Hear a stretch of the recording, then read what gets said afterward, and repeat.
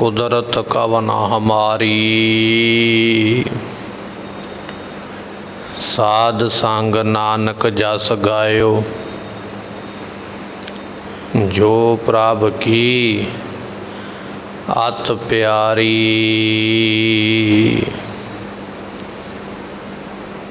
जेता जियो पिंड सब तेरा, तू अंतर जामी पुरख भगवान। दासन दास कह जन नानक,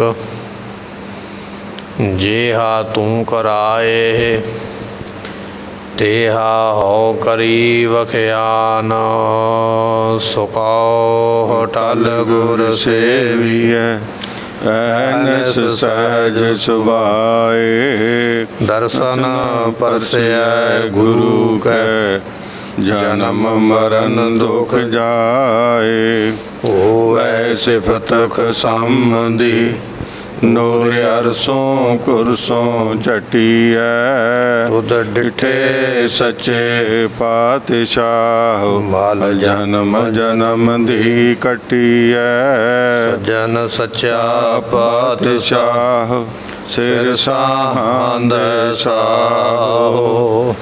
जिस पास बैठया सोहिए, सबना दा वेसाहो। जिस पास बैठया सोहिए, सबना दा वेसाहो। सतनाम श्री वाहिगुरु साहिब जीओ। वेद प्राण सबे मत सुन के, करी कर्म की आशा। काल ग्रस्त सब लोग सियाने, उठ पंडित पै चले निराशा। मन रे सरयो न एक काजा, भजो न रघुपत राजा। वेद प्राण सबे मत सुन के, करी कर्म की आशा। वाहिगुरु जी का खालसा, वाहिगुरु जी की फतेह। पतित पावन सतगुरु गरीब नवाज गुरु ग्रंथ साहिब जियां दी पवित्र पावन हजूरी अंदर सुभाएमान हो रही गुरु की संगत।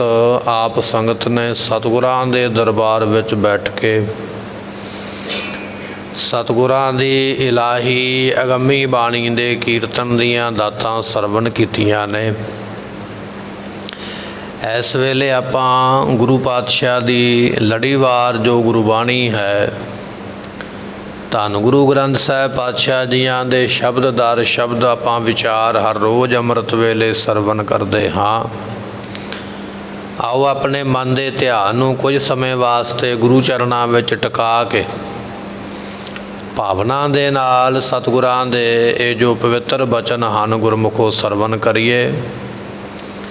शरीर करके बैठे हाँ महाराज जियां दी पवित्र हजूरी विच मन नूं भी इत्थे लिया के टकाइए और गुरु चरणां दे विच अरदास करिए। महाराज ऐसी रहमत करो, बख्शिश करो कि साडा ये मन सतसंगत विच आके जुड़े, सतसंगत विच आके टिक जाए। मन दे ध्यान नूं टकाइए, भावना नाल मिल के आखिए सतनाम श्री वाहिगुरु साहिब जी। सतनाम श्री वाहिगुरु साहिब जीओ। वेद प्राण सबे मत सुन के, करी कर्म की आशा। कबीर साहब जियां दा ये आपां शब्द सरवण करन जा रहे हाँ। 654 ਅੰਗ ਦੇ ਉੱਪਰ ਮਹਾਰਾਜ ਜੀਆਂ ਨੇ ਇਹ ਸ਼ਬਦ ਜਿਹੜਾ ਹੈ ਉਹ ਦਰਜ ਕੀਤਾ ਹੈ ਅਤੇ ਸੋਰਠ ਰਾਗ ਦੇ ਵਿੱਚ ਇਹ ਤੀਜਾ ਸ਼ਬਦ ਆਪਾਂ ਨੂੰ ਪ੍ਰਾਪਤ ਹੋ ਰਿਹਾ। ਕਬੀਰ ਸਾਹਿਬ ਜੀਆਂ ਨੇ ਇਹ ਸ਼ਬਦ ਉਸ ਵੇਲੇ ਬਖਸ਼ਿਸ਼ ਕੀਤਾ, ਕਹਿਣ ਲੱਗੇ ਇੱਕ ਬਹੁਤ ਵੱਡਾ ਸ਼ਾਹੂਕਾਰ ਹੈ, ਪਦਾਰਥਾਂ ਦੀ ਮਾਇਆ ਦੀ ਕਮੀ ਕੋਈ ਨਹੀਂ ਹੈ, ਪਰ ਘਰ ਦੇ ਵਿੱਚ ਪੁੱਤਰ ਇੱਕੋ ਹੀ ਪ੍ਰਾਪਤ ਹੋਇਆ। ਵਿਦਵਾਨ ਜਾਨੇ ਗੱਲ ਕਹਿੰਦੇ ਨੇ ਸ਼ਾਹੂਕਾਰ ਜਾਂ ਜਿਹੜੇ ਅਮੀਰ ਲੋਕ ਹੁੰਦੇ ਨੇ ਉਹਨਾਂ ਦੇ ਘਰਾਂ ਵਿੱਚ ਬਹੁਤੀ ਸੰਤਾਨ ਨਹੀਂ ਹੁੰਦੀ। ਉਹਦਾ ਕਾਰਨ ਕੀ ਹੈ ਕਿ ਸ਼ਾਹੂਕਾਰ ਜਾਂ ਅਮੀਰ ਘਰਾਣੇ ਦੇ ਕੋਲ ਮਾਇਆ ਬਹੁਤੀ ਹੈ ਅਤੇ ਉਸ ਮਾਇਆ ਦਾ ਸੁੱਖ ਲੈਣ ਵਾਸਤੇ ਬੰਦੇ ਦੇ ਪੁੰਨ ਕਰਮ ਹੋਣੇ ਜ਼ਰੂਰੀ ਨੇ। ਪੁੰਨ ਕਰਮ ਹੋਣਗੇ ਤੇ ਮਾਇਆ ਦਾ ਸੁੱਖ ਮਿਲੇਗਾ। ਹੁਣ ਕਲਯੁਗ ਦਾ ਸਮਾਂ ਭਿਆਨਕ ਹੈ, ਪੁੰਨ ਕਰਮ ਰਿਹਾ ਕੋਈ ਨਹੀਂ, ਤੇ ਜਿਸ ਆਤਮਾ ਦੇ ਕੋਲ ਪੁੰਨ ਕਰਮ ਨਹੀਂ ਉਹਨੂੰ ਫਿਰ ਜਨਮ ਸ਼ਾਹੂਕਾਰ ਦੇ ਘਰੇ ਕਿਵੇਂ ਮਿਲੇਗਾ। ਜਿਹੜਾ ਗਰੀਬ ਹੈ, ਮਜ਼ਦੂਰੀ ਕਰਨ ਵਾਲਾ, ਮਿਹਨਤ ਕਰਨ ਵਾਲਾ, ਸਾਰੀ ਦਿਹਾੜੀ ਖਪਣ ਵਾਲਾ, ਉਹਦੇ ਘਰੇ ਬੜੀ ਛੇਤੀ ਪੁੱਤਰ ਮਿਲਿਆ, ਬੜੀ ਛੇਤੀ ਬੱਚੇ ਮਿਲ ਗਏ, ਬਹੁਤੇ ਮਿਲ ਗਏ। ਕਾਰਨ ਇਹ ਹੈ ਵੀ ਉੱਥੇ ਮਾਇਆ ਦਾ ਸੁੱਖ ਨਹੀਂ ਹੈ। ਜਿਹੜਾ ਵੀ ਜੰਮ ਕੇ ਆਵੇਗਾ ਉਸ ਘਰ ਦੇ ਵਿੱਚ ਸਾਰੀ ਉਮਰ ਤੋਂ ਵੀ ਖਪਦਾ ਹੀ ਰਹੇਗਾ, ਮਸ਼ੱਕਤ ਹੀ ਕਰਦਾ ਰਹੇਗਾ। ਪਰ ਸ਼ਾਹੂਕਾਰ ਅਮੀਰ ਘਰਾਣੇ, ਪੈਸੇ ਵਾਲੇ ਜਿਹੜੇ ਲੋਕ ਨੇ, ਅਮੀਰ ਲੋਕ ਨੇ, ਉਹਨਾਂ ਦੇ ਘਰ ਵਿੱਚ ਸੰਤਾਨ ਦੀ ਪ੍ਰਾਪਤੀ ਬੜੀ ਔਖੀ ਹੁੰਦੀ ਹੈ। ਕਾਰਨ ਇਹੋ ਹੀ ਹੈ ਕਿ ਉਹਦੇ ਘਰ ਵਿੱਚ ਮਾਇਆ ਬੜੀ ਹੈ। ਉਸ ਮਾਇਆ ਦਾ ਸੁੱਖ ਲੈਣ ਵਾਸਤੇ ਪੁੰਨ ਕਰਮ ਚਾਹੀਦੇ, ਪੁੰਨ ਕਰਮ ਜੀਵਾਂ ਕੋਲ ਹੈ ਨਹੀਂ, ਤੇ ਫਿਰ ਇਸ ਤਰ੍ਹਾਂ ਦਾ ਸਰੀਰ ਸ਼ਾਹੂਕਾਰ ਜਾਂ ਅਮੀਰ ਵਿਅਕਤੀ ਦੇ ਘਰੇ ਜਨਮ ਲੈ ਕੇ ਕਿਵੇਂ ਆਵੇ, ਕਿਉਂਕਿ ਮਾਇਆ ਦਾ ਸੁੱਖ ਵੀ ਪੁੰਨਾ ਬਿਨਾ ਨਹੀਂ ਭੋਗਿਆ ਜਾਂਦਾ। ਸੁਰੋ ਵਿਚਾਰ ਗੁਰਮੁਖੋ ਸ਼ਾਹੂਕਾਰ ਹੈ ਤੇ ਪੁੱਤਰ ਇੱਕੋ ਹੀ ਹੈ, ਬਿਮਾਰ ਹੋ ਗਿਆ। ਸ਼ਾਹੂਕਾਰ ਨੇ ਸਿਆਣੇ ਤੋਂ ਸਿਆਣਾ ਵੈਦ ਬੁਲਾਇਆ, ਹਕੀਮ ਬੁਲਾਇਆ, ਕਈ ਤਰ੍ਹਾਂ ਦੇ ਉਪਚਾਰ ਕੀਤੇ, ਕਈ ਤਰ੍ਹਾਂ ਦੀਆਂ ਦਵਾਈਆਂ ਕੀਤੀਆਂ, ਡਾਕਟਰ ਬੁਲਾਏ ਗਏ, ਕਈ ਤਰ੍ਹਾਂ ਦੇ ਪਰਹੇਜ਼ ਦੱਸੇ ਗਏ, ਪਰ ਲੜਕੇ ਨੂੰ ਫਰਕ ਕੋਈ ਨਹੀਂ ਹੈ। ਦਿਨ ਬ ਦਿਨ ਹਾਲਤ ਵਿਗੜਦੀ ਜਾਂਦੀ ਹੈ, ਖਰਾਬ ਹੁੰਦੀ ਜਾਂਦੀ। ਸ਼ਾਹੂਕਾਰ ਬੜੀ ਚਿੰਤਾ ਵਿੱਚ ਹੈ। ਇੱਕੋ ਹੀ ਪੁੱਤਰ ਹੈ, ਜੇ ਇਹ ਵੀ ਠੀਕ ਨਾ ਹੋਇਆ ਤੇ ਮਾਇਆ ਦਾ ਮੈਂ ਕੀ ਕਰਾਂਗਾ। ਮਾਇਆ ਖਰਚ ਕੇ ਜੋ ਵੀ ਕੋਈ ਉਪਾਅ ਦੱਸਦਾ ਦੂਰੋਂ ਨੇੜਿਓਂ ਕੀਤਾ ਜਾਂਦਾ। ਜਦੋਂ ਸਾਰੇ ਉਪਾਅ ਕਰ ਲਏ ਨਾ, ਕੋਈ ਵੀ ਯਤਨ ਸਫਲ ਨਾ ਹੋਇਆ। ਇੱਕ ਦਿਨ ਸ਼ਾਹੂਕਾਰ ਬੜਾ ਉਦਾਸ ਆਪਣੇ ਘਰ ਵਿੱਚ ਬੈਠਾ ਹੋਇਆ ਤੇ ਕਹਿਣ ਲੱਗੇ, ਉਸ ਵੇਲੇ ਕੋਈ ਵਿਅਕਤੀ ਆਇਆ, ਉਹਨੇ ਪੁੱਛਿਆ, ਕਹਿਣ ਲੱਗਾ ਸ਼ਾਹੂਕਾਰ ਜੀ ਆਪ ਜੀ ਬੜੇ ਉਦਾਸ ਹੋ, ਕਾਰਨ ਕੀ ਹੈ। ਤੇ ਸ਼ਾਹੂਕਾਰ ਨੇ ਦੱਸਿਆ ਆਪਣਾ ਦੁੱਖ, ਕਹਿਣ ਲੱਗਾ ਵੀ ਮੇਰੀ ਉਦਾਸੀ ਦਾ ਕਾਰਨ ਇਹ ਹੈ ਵੀ ਮੇਰੇ ਕੋਲ ਪੁੱਤਰ ਇੱਕੋ ਹੀ ਹੈ ਤੇ ਉਹ ਵੀ ਬਿਮਾਰ ਹੈ, ਠੀਕ ਨਹੀਂ ਹੁੰਦਾ। ਮੈਂ ਦਵਾਈਆਂ ਬੜੀਆਂ ਕੀਤੀਆਂ ਨੇ, ਇਲਾਜ ਤੇ ਬੜੇ ਕੀਤੇ, ਪਰ ਉਹ ਇਲਾਜ ਤੇ ਦਵਾਈਆਂ ਕਿਸੇ ਕੰਮ ਨਹੀਂ ਆ ਰਹੀਆਂ। ਬੱਚਾ ਮੇਰਾ ਬਿਮਾਰ ਦਾ ਬਿਮਾਰ ਹੈ, ਮੈਨੂੰ ਉਹਦੀ ਚਿੰਤਾ ਨੇ ਉਦਾਸ ਕਰ ਛੱਡਿਆ। ਤੇ ਆਇਆ ਹੋਇਆ ਵਿਅਕਤੀ ਕਹਿਣ ਲੱਗਾ ਵੀ ਜੇ ਤੂੰ ਮੇਰੇ ਆਖੇ ਲੱਗੇ, ਮੇਰੇ ਆਖੇ ਲੱਗ ਕੇ ਕੰਮ ਕਰੇ ਤੇ ਮੈਂ ਤੈਨੂੰ ਇਹੋ ਜਿਹਾ ਇੱਕ ਤਰੀਕਾ ਦੱਸਦਾ ਜਾਂ ਇਹੋ ਜਿਹਾ ਇੱਕ ਵਿਅਕਤੀ ਕੋਲ ਲੈ ਕੇ ਜਾਵਾਂਗਾ, ਤੇਰਾ ਪੁੱਤਰ ਠੀਕ ਹੋ ਸਕਦਾ ਹੈ। ਸ਼ਾਹੂਕਾਰ ਨੇ ਸੁਣਿਆ ਬਚਨ, ਝੱਟ ਮੰਨ ਗਿਆ, ਕਹਿਣ ਲੱਗਾ ਦੱਸ। ਨਾਲ ਲੈ ਕੇ ਚੱਲ ਪਏ। ਕਹਿਣ ਲੱਗੇ ਚਲੇ ਗਏ ਪੰਡਤ ਦੇ ਕੋਲ। ਪੰਡਤ ਨੂੰ ਜਾ ਕੇ ਦੱਸਿਆ, ਕਹਿਣ ਲੱਗੇ ਜੀ ਇਹ ਸ਼ਾਹੂਕਾਰ ਹੈ, ਲੜਕਾ ਇੱਕ ਹੈ, ਬਿਮਾਰ ਹੈ, ਦਵਾਈ ਕਰਾਈ ਠੀਕ ਨਹੀਂ ਹੁੰਦਾ, ਆਪ ਜੀ ਕੋਈ ਮੰਤਰ ਪੜ੍ਹੋ, ਕੋਈ ਪੂਜਾ ਪ੍ਰਤਿਸ਼ਠਾ ਕਰੋ, ਕੋਈ ਢਾਲਾ ਕਰੋ ਜਿਹਦੇ ਨਾਲ ਠੀਕ ਹੋ ਜਾਵੇ। ਪੰਡਤ ਨੇ ਸਾਰੀ ਵਿਥਿਆ ਸੁਣੀ, ਦੁੱਖ ਸੁਣਿਆ। ਉਹਨੇ ਆਖਿਆ ਵੀ ਇਹਦੇ ਵਾਸਤੇ ਜੱਗ ਕਰਨਾ ਪਵੇਗਾ। ਹੁਣ ਜੱਗ ਵਾਸਤੇ ਸਮੱਗਰੀ ਚਾਹੀਦੀ ਹੈ, ਇੰਨੀ ਸਮੱਗਰੀ ਲਿਆ ਕੇ ਦਿਓ, ਇੰਨੇ ਘਿਓ ਚਾਹੀਦੇ, ਇੰਨੇ ਫੁੱਲ ਚਾਹੀਦੇ, ਹਵਨ ਵਾਸਤੇ ਇੰਨੀਆਂ ਵਸਤੂਆਂ ਚਾਹੀਦੀਆਂ। ਸਾਰਾ ਕੁਝ ਪੰਡਤ ਨੇ ਮੰਗਾਇਆ ਤੇ ਲਿਆ ਕੇ ਰੱਖਿਆ ਗਿਆ। ਇੱਧਰੋਂ ਪੰਡਤ ਨੇ ਜੱਗ ਸ਼ੁਰੂ ਕੀਤਾ, ਅਗਨੀ ਦੇ ਵਿੱਚ ਆਹੂਤੀਆਂ ਦੇਣ ਲੱਗਾ ਹੈ ਤੇ ਕਹਿਣ ਲੱਗੇ ਉੱਧਰੋਂ ਘਰੋਂ ਸੁਨੇਹਾ ਆ ਗਿਆ ਵੀ ਸ਼ਾਹੂਕਾਰ ਤੇਰਾ ਪੁੱਤਰ ਚੱਲ ਵਸਿਆ। ਜੱਗ ਚੱਲਦਾ ਪਿਆ, ਪੰਡਤ ਮੰਤਰ ਪੜ੍ਹਦਾ ਪਿਆ, ਪਿੱਛੋਂ ਸੁਨੇਹਾ ਮਿਲਿਆ ਵੀ ਪੁੱਤਰ ਚੱਲ ਵਸਿਆ। ਛੱਡ ਕੇ ਜੱਗ ਨੂੰ ਵਿੱਚੇ ਹੀ ਤੇ ਉਹ ਜਿਹੜਾ ਸ਼ਾਹੂਕਾਰ ਸੀ ਨਾ ਆਪਣੇ ਘਰ ਨੂੰ ਦੌੜ ਪਿਆ। ਉਹਦੇ ਨਾਲ ਜਿਹੜੇ ਹੋਰ ਉਹਦੇ ਸਾਕ ਸੰਬੰਧੀ ਕੋਈ ਰਿਸ਼ਤੇਦਾਰ ਆਏ ਸਨ ਸਿਆਣੇ ਲੋਕ, ਉਹ ਵੀ ਉੱਠ ਕੇ ਚੱਲ ਪਏ ਵੀ ਹੁਣ ਤੇ ਜਿਹੜੇ ਕੰਮ ਵਾਸਤੇ ਕਰਦੇ ਪਏ, ਜਦੋਂ ਉਹ ਹੀ ਨਹੀਂ ਰਿਹਾ ਤੇ ਹੁਣ ਇੱਥੇ ਕੀ ਕਰਨਾ, ਸਾਰੇ ਉੱਠ ਕੇ ਚਲੇ ਗਏ। ਜਦੋਂ ਇਸ ਵਿਥਿਆ ਦਾ ਦੁੱਖ ਦਾ ਕਬੀਰ ਸਾਹਿਬ ਨੂੰ ਪਤਾ ਲੱਗਾ ਨਾ ਇਸ ਕਹਾਣੀ ਦਾ, ਤੇ ਉਹਨਾਂ ਨੇ ਫਿਰ ਇਹ ਸ਼ਬਦ ਬਖਸ਼ਿਸ਼ ਕੀਤਾ ਜਿਹੜਾ ਆਪਾਂ ਅੱਜ ਸਰਵਨ ਕਰਨ ਜਾ ਰਹੇ ਹਾਂ। ਵੇਦ ਪੁਰਾਣ ਸਭੇ ਮਤ ਸੁਣ ਕੇ, ਵੇਦ ਤੇ ਪੁਰਾਣ ਜਿਹੜੇ ਨੇ ਇਹਨਾਂ ਦਾ ਮਤ ਸੁਣ ਕੇ, ਸਿਧਾਂਤ ਸੁਣ ਕੇ, ਵੇਦਾਂ ਵਿੱਚ ਲਿਖਿਆ ਵੀ ਆਹ ਦੁੱਖ ਹੈ ਤੇ ਆਹ ਉਪਾਅ ਕਰੋ, ਪੁਰਾਣਾਂ ਵਿੱਚ ਲਿਖਿਆ ਵੀ ਫਲਾਣੇ ਵਿਅਕਤੀ ਨੂੰ ਦੁੱਖ ਆਇਆ ਤੇ ਉਹਨੇ ਆਹ ਕਰਮ ਕੀਤਾ ਤੇ ਉਹ ਠੀਕ ਹੋ ਗਿਆ। ਪੁਰਾਣਾਂ ਦੇ ਵਿੱਚ ਦੇਵਤਿਆਂ ਦੀ ਕਥਾ ਹੈ, ਜਿਸ ਤਰ੍ਹਾਂ ਗਰੁੜ ਪੁਰਾਣ ਹੈ ਉਹਦੇ ਵਿੱਚ ਗਰੁੜ ਦੀ ਕਥਾ, ਸ਼ਿਵ ਪੁਰਾਣ ਉਹਦੇ ਵਿੱਚ ਸ਼ਿਵ ਜੀ ਦੀ ਕਥਾ। ਪੁਰਾਣਾਂ ਵਿੱਚ ਉਹਨਾਂ ਦਾ ਜੀਵਨ ਲਿਖਿਆ, ਫਲਾਣੀ ਥਾਂ ਤੇ ਆਹ ਘਟਨਾ ਹੋਈ। ਕਬੀਰ ਸਾਹਿਬ ਜੀ ਕਹਿਣ ਲੱਗੇ ਵੇਦ ਸੁਣ ਲੈ, ਵੇਦਾਂ ਦੇ ਮੰਤਰ ਸੁਣ ਲੈ, ਵੇਦਾਂ ਨੂੰ ਪੜ੍ਹਨ ਵਾਲੇ ਵੀ ਸੁਣ ਲੈ। ਵੇਦਾਂ ਵਿੱਚ ਇਹ ਗੱਲ ਲਿਖੀ ਹੈ ਵੀ ਆਹ ਮੁਸੀਬਤ ਪੈ ਜਾਵੇ ਤੇ ਆਹ ਮੰਤਰ ਪੜ੍ਹਿਆ ਜਾ ਸਕਦਾ ਹੈ, ਇਸ ਤਰ੍ਹਾਂ ਪੜ੍ਹਿਆ ਜਾ ਸਕਦਾ, ਤਰੀਕਾ ਵੀ ਔਰ ਮੰਤਰ ਵੀ ਦੱਸਿਆ। ਪੁਰਾਣਾਂ ਵਿੱਚ ਲਿਖਿਆ ਹੋਇਆ ਵੀ ਫਲਾਣੇ ਵਿਅਕਤੀ ਨੇ ਮੰਤਰ ਪੜ੍ਹਿਆ ਸੀ ਤੇ ਉਹ ਪੜ੍ਹਨ ਦੇ ਨਾਲ ਉਹਦਾ ਇਹ ਕਲਿਆਣ ਹੋਇਆ, ਇਹ ਮੁਕਤੀ ਹੋਈ ਹੈ, ਉਹ ਨਾਲ ਗਵਾਹੀ ਦਿੰਦਾ ਪਿਆ। ਜਿਵੇਂ ਇੱਕ ਉਦਾਹਰਣ ਹੈ, ਕਹਿਣ ਲੱਗੇ ਵੀ ਸ਼ਿਵ ਜੀ ਭਗਵਾਨ ਨੇ ਇੱਕ ਵੇਲੇ ਆਪਣੇ ਤਰਸੂਲ ਦੇ ਨਾਲ ਬ੍ਰਹਮਾ ਦਾ 5ਵਾਂ ਸਿਰ ਵੱਢ ਦਿੱਤਾ। ਸਾਖੀ ਬੜੀ ਲੰਬੇਰੀ ਹੈ। ਕਹਿਣ ਲੱਗੇ ਬ੍ਰਹਮਾ ਜੀ ਇੱਕ ਵੇਲੇ ਸ਼ਿੰਗਾਰ ਦਾ ਕਥਨ ਕਰਦੇ ਪਏ, ਸੋਹਣੇ ਸ਼ਿੰਗਾਰ ਦਾ, ਸੋਹਣੇ ਸਰੀਰ ਦੇ ਜਿਹੜੇ ਸ਼ਿੰਗਾਰ ਹੁੰਦੇ ਨੇ 16 ਸ਼ਿੰਗਾਰ, ਉਹਨਾਂ ਦਾ ਕਥਨ ਕਰਦੇ ਪਏ। ਤੇ ਕਥਨ ਕਰਦਿਆਂ ਕਰਦਿਆਂ ਮਨ ਵਿੱਚ ਵਿਚਾਰ ਆ ਗਈ, ਜਿਹੜੇ ਸ਼ਿੰਗਾਰਾਂ ਦੀ ਗੱਲ ਕਰਦਾ ਉਹ ਤੇ ਮੇਰੇ ਪਰਿਵਾਰਕ ਮੈਂਬਰ, ਮੇਰੀ ਪੁੱਤਰੀ ਦੇ ਵਿੱਚ ਸਾਰੇ ਸ਼ਿੰਗਾਰ ਹਨ। ਤੇ ਕਹਿਣ ਲੱਗੇ ਕਦੇ ਸੱਜੇ ਸਿਰ ਲਾਇਆ, ਕਦੇ ਖੱਬੇ ਲਾਇਆ, ਕਦੇ ਅੱਗੇ ਸਿਰ ਬਣਾ ਲਿਆ, ਪਿੱਛੇ ਸਿਰ ਬਣਾ ਲਿਆ, 4 ਸਿਰ ਲਾ ਕੇ ਚਾਰੇ ਦਿਸ਼ਾਵਾਂ ਵੇਖਣ ਲੱਗ ਪਿਆ। ਤੇ ਜਦੋਂ ਲੜਕੀ ਆਕਾਸ਼ ਨੂੰ ਗਈ ਤੇ 5ਵਾਂ ਸਿਰ ਉਹਨੇ ਆਕਾਸ਼ ਵੱਲ ਨੂੰ ਲਾ ਲਿਆ। ਕਹਿਣ ਲੱਗੇ ਇਹ ਵੇਖ ਕੇ, ਇਹਦੀ ਬਦਨੀਅਤ ਵੇਖ ਕੇ ਸ਼ਿਵ ਜੀ ਨੂੰ ਗੁੱਸਾ ਆਇਆ। ਉਹਨਾਂ ਨੇ ਤਰਸ਼ੂਲ ਮਾਰ ਕੇ ਤੇ 5ਵਾਂ ਸਿਰ ਵੱਢਿਆ ਵੀ ਇਹ ਕੀ ਤੂੰ ਕਰਮ ਕਰਦਾ ਪਿਆ, ਪਾਪ ਕਰਮ ਕਰਦਾ ਪਿਆ। ਹੁਣ ਸਿਰ ਤੇ ਵੱਢਿਆ ਗਿਆ ਤੇ ਬ੍ਰਹਮਾ ਬ੍ਰਾਹਮਣ ਹੈ, ਸ਼ਾਸਤਰਕਾਰਾਂ ਨੇ ਲਿਖਿਆ ਵੀ ਉਹ ਬ੍ਰਹਮਾ ਦੇ ਸਿਰ ਵੱਢਣ ਦਾ ਦੋਸ਼ ਸ਼ਿਵ ਜੀ ਨੂੰ ਆ ਕੇ ਲੱਗਾ। ਉਹਦੀ ਬਾਂਹ ਦੇ ਉੱਪਰ ਉਹ ਖੋਪੜੀ ਜਿਹੜੀ ਸੀ ਨਾ ਉਹ ਆ ਕੇ ਚਿੰਬੜ ਗਈ, ਉਹ ਦੁੱਖ ਆ ਕੇ ਬਿਪਤਾ ਬਣ ਗਈ। ਬੜੇ ਯਤਨ ਕੀਤੇ ਸ਼ਿਵ ਜੀ ਵਰਗਿਆਂ ਨੇ, ਪਰ ਉਹ ਕਿੱਥੋਂ ਲੱਥਣ ਦਾ ਨਾਮ ਲਵੇ। ਤੇ ਫਿਰ ਕਹਿਣ ਲੱਗੇ ਕਿ ਇੱਕ ਸਥਾਨ ਦੇ ਉੱਪਰ, ਕਹਿਣ ਲੱਗੇ ਵੀ ਉੱਥੇ ਜਾ ਕੇ ਫਿਰ ਇਸ਼ਨਾਨ ਕੀਤਾ। ਇਸ਼ਨਾਨ ਕਰਨ ਤੋਂ ਮਗਰੋਂ ਉਹ ਖੋਪੜੀ ਦਾ ਦੁੱਖ ਤੇ ਲੱਥ ਗਿਆ, ਜਿਹੜੀ ਚਿਮੜੀ ਸੀ ਆ ਕੇ, ਪਰ ਨਿਸ਼ਾਨ ਉਸੇ ਤਰ੍ਹਾਂ ਹੀ ਬਣਿਆ ਰਿਹਾ, ਨਿਸ਼ਾਨ ਨਹੀਂ ਗਿਆ। ਜਿਵੇਂ ਮੰਨ ਲਓ ਸਰੀਰ ਤੇ ਜ਼ਖਮ ਹੋ ਜਾਵੇ, ਜ਼ਖਮ ਤੇ ਠੀਕ ਹੋ ਜਾਵੇ ਪਰ ਉਹ ਨਿਸ਼ਾਨ ਮਗਰੋਂ ਰਹਿ ਜਾਂਦਾ। ਕਹਿਣ ਲੱਗੇ ਇਸੇ ਤਰ੍ਹਾਂ ਉਹ ਬਿਪਤਾ ਜਿਹੜੀ ਸੀ ਨਾ ਸਿਰ ਦੀ, ਜਿਹੜਾ ਜੁੜ ਗਿਆ ਨਾਲ ਆ ਕੇ, ਉਹ ਸਿਰ ਤੇ ਲੈ ਗਿਆ ਪਰ ਨਿਸ਼ਾਨ ਉਸੇ ਤਰ੍ਹਾਂ ਬਣਿਆ ਰਿਹਾ।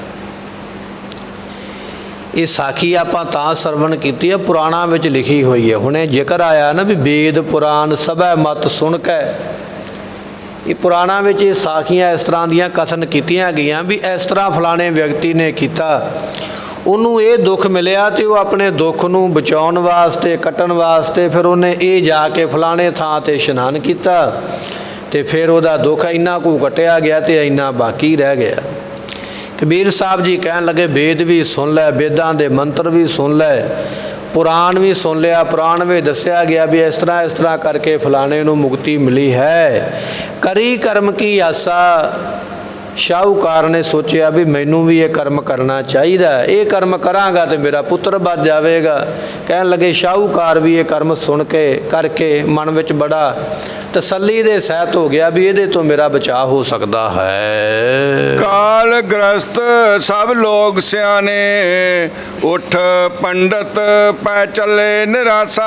ਕਹਿਣ ਲੱਗੇ ਗੁਰਮੁਖੋ ਇਧਰੋਂ ਜੱਗ ਹੁੰਦਾ ਪਿਆ, ਇਹਨੇ ਚਿਰ ਨੂੰ ਮਗਰੋਂ ਸੁਨੇਹਾ ਆ ਗਿਆ ਵੀ ਕਾਲ ਗ੍ਰਸਤ, ਐ ਸ਼ਾਹੂਕਾਰ ਤੇਰਾ ਪੁੱਤਰ ਕਾਲ ਨੇ ਗ੍ਰਸ ਲਿਆ, ਉਹਦੀ ਮੌਤ ਹੋ ਗਈ ਹੈ, ਮਰ ਗਿਆ ਤੇਰਾ ਪੁੱਤਰ, ਜਿਹਦੇ ਵਾਸਤੇ ਜੱਗ ਕਰਦਾ ਪਿਆ।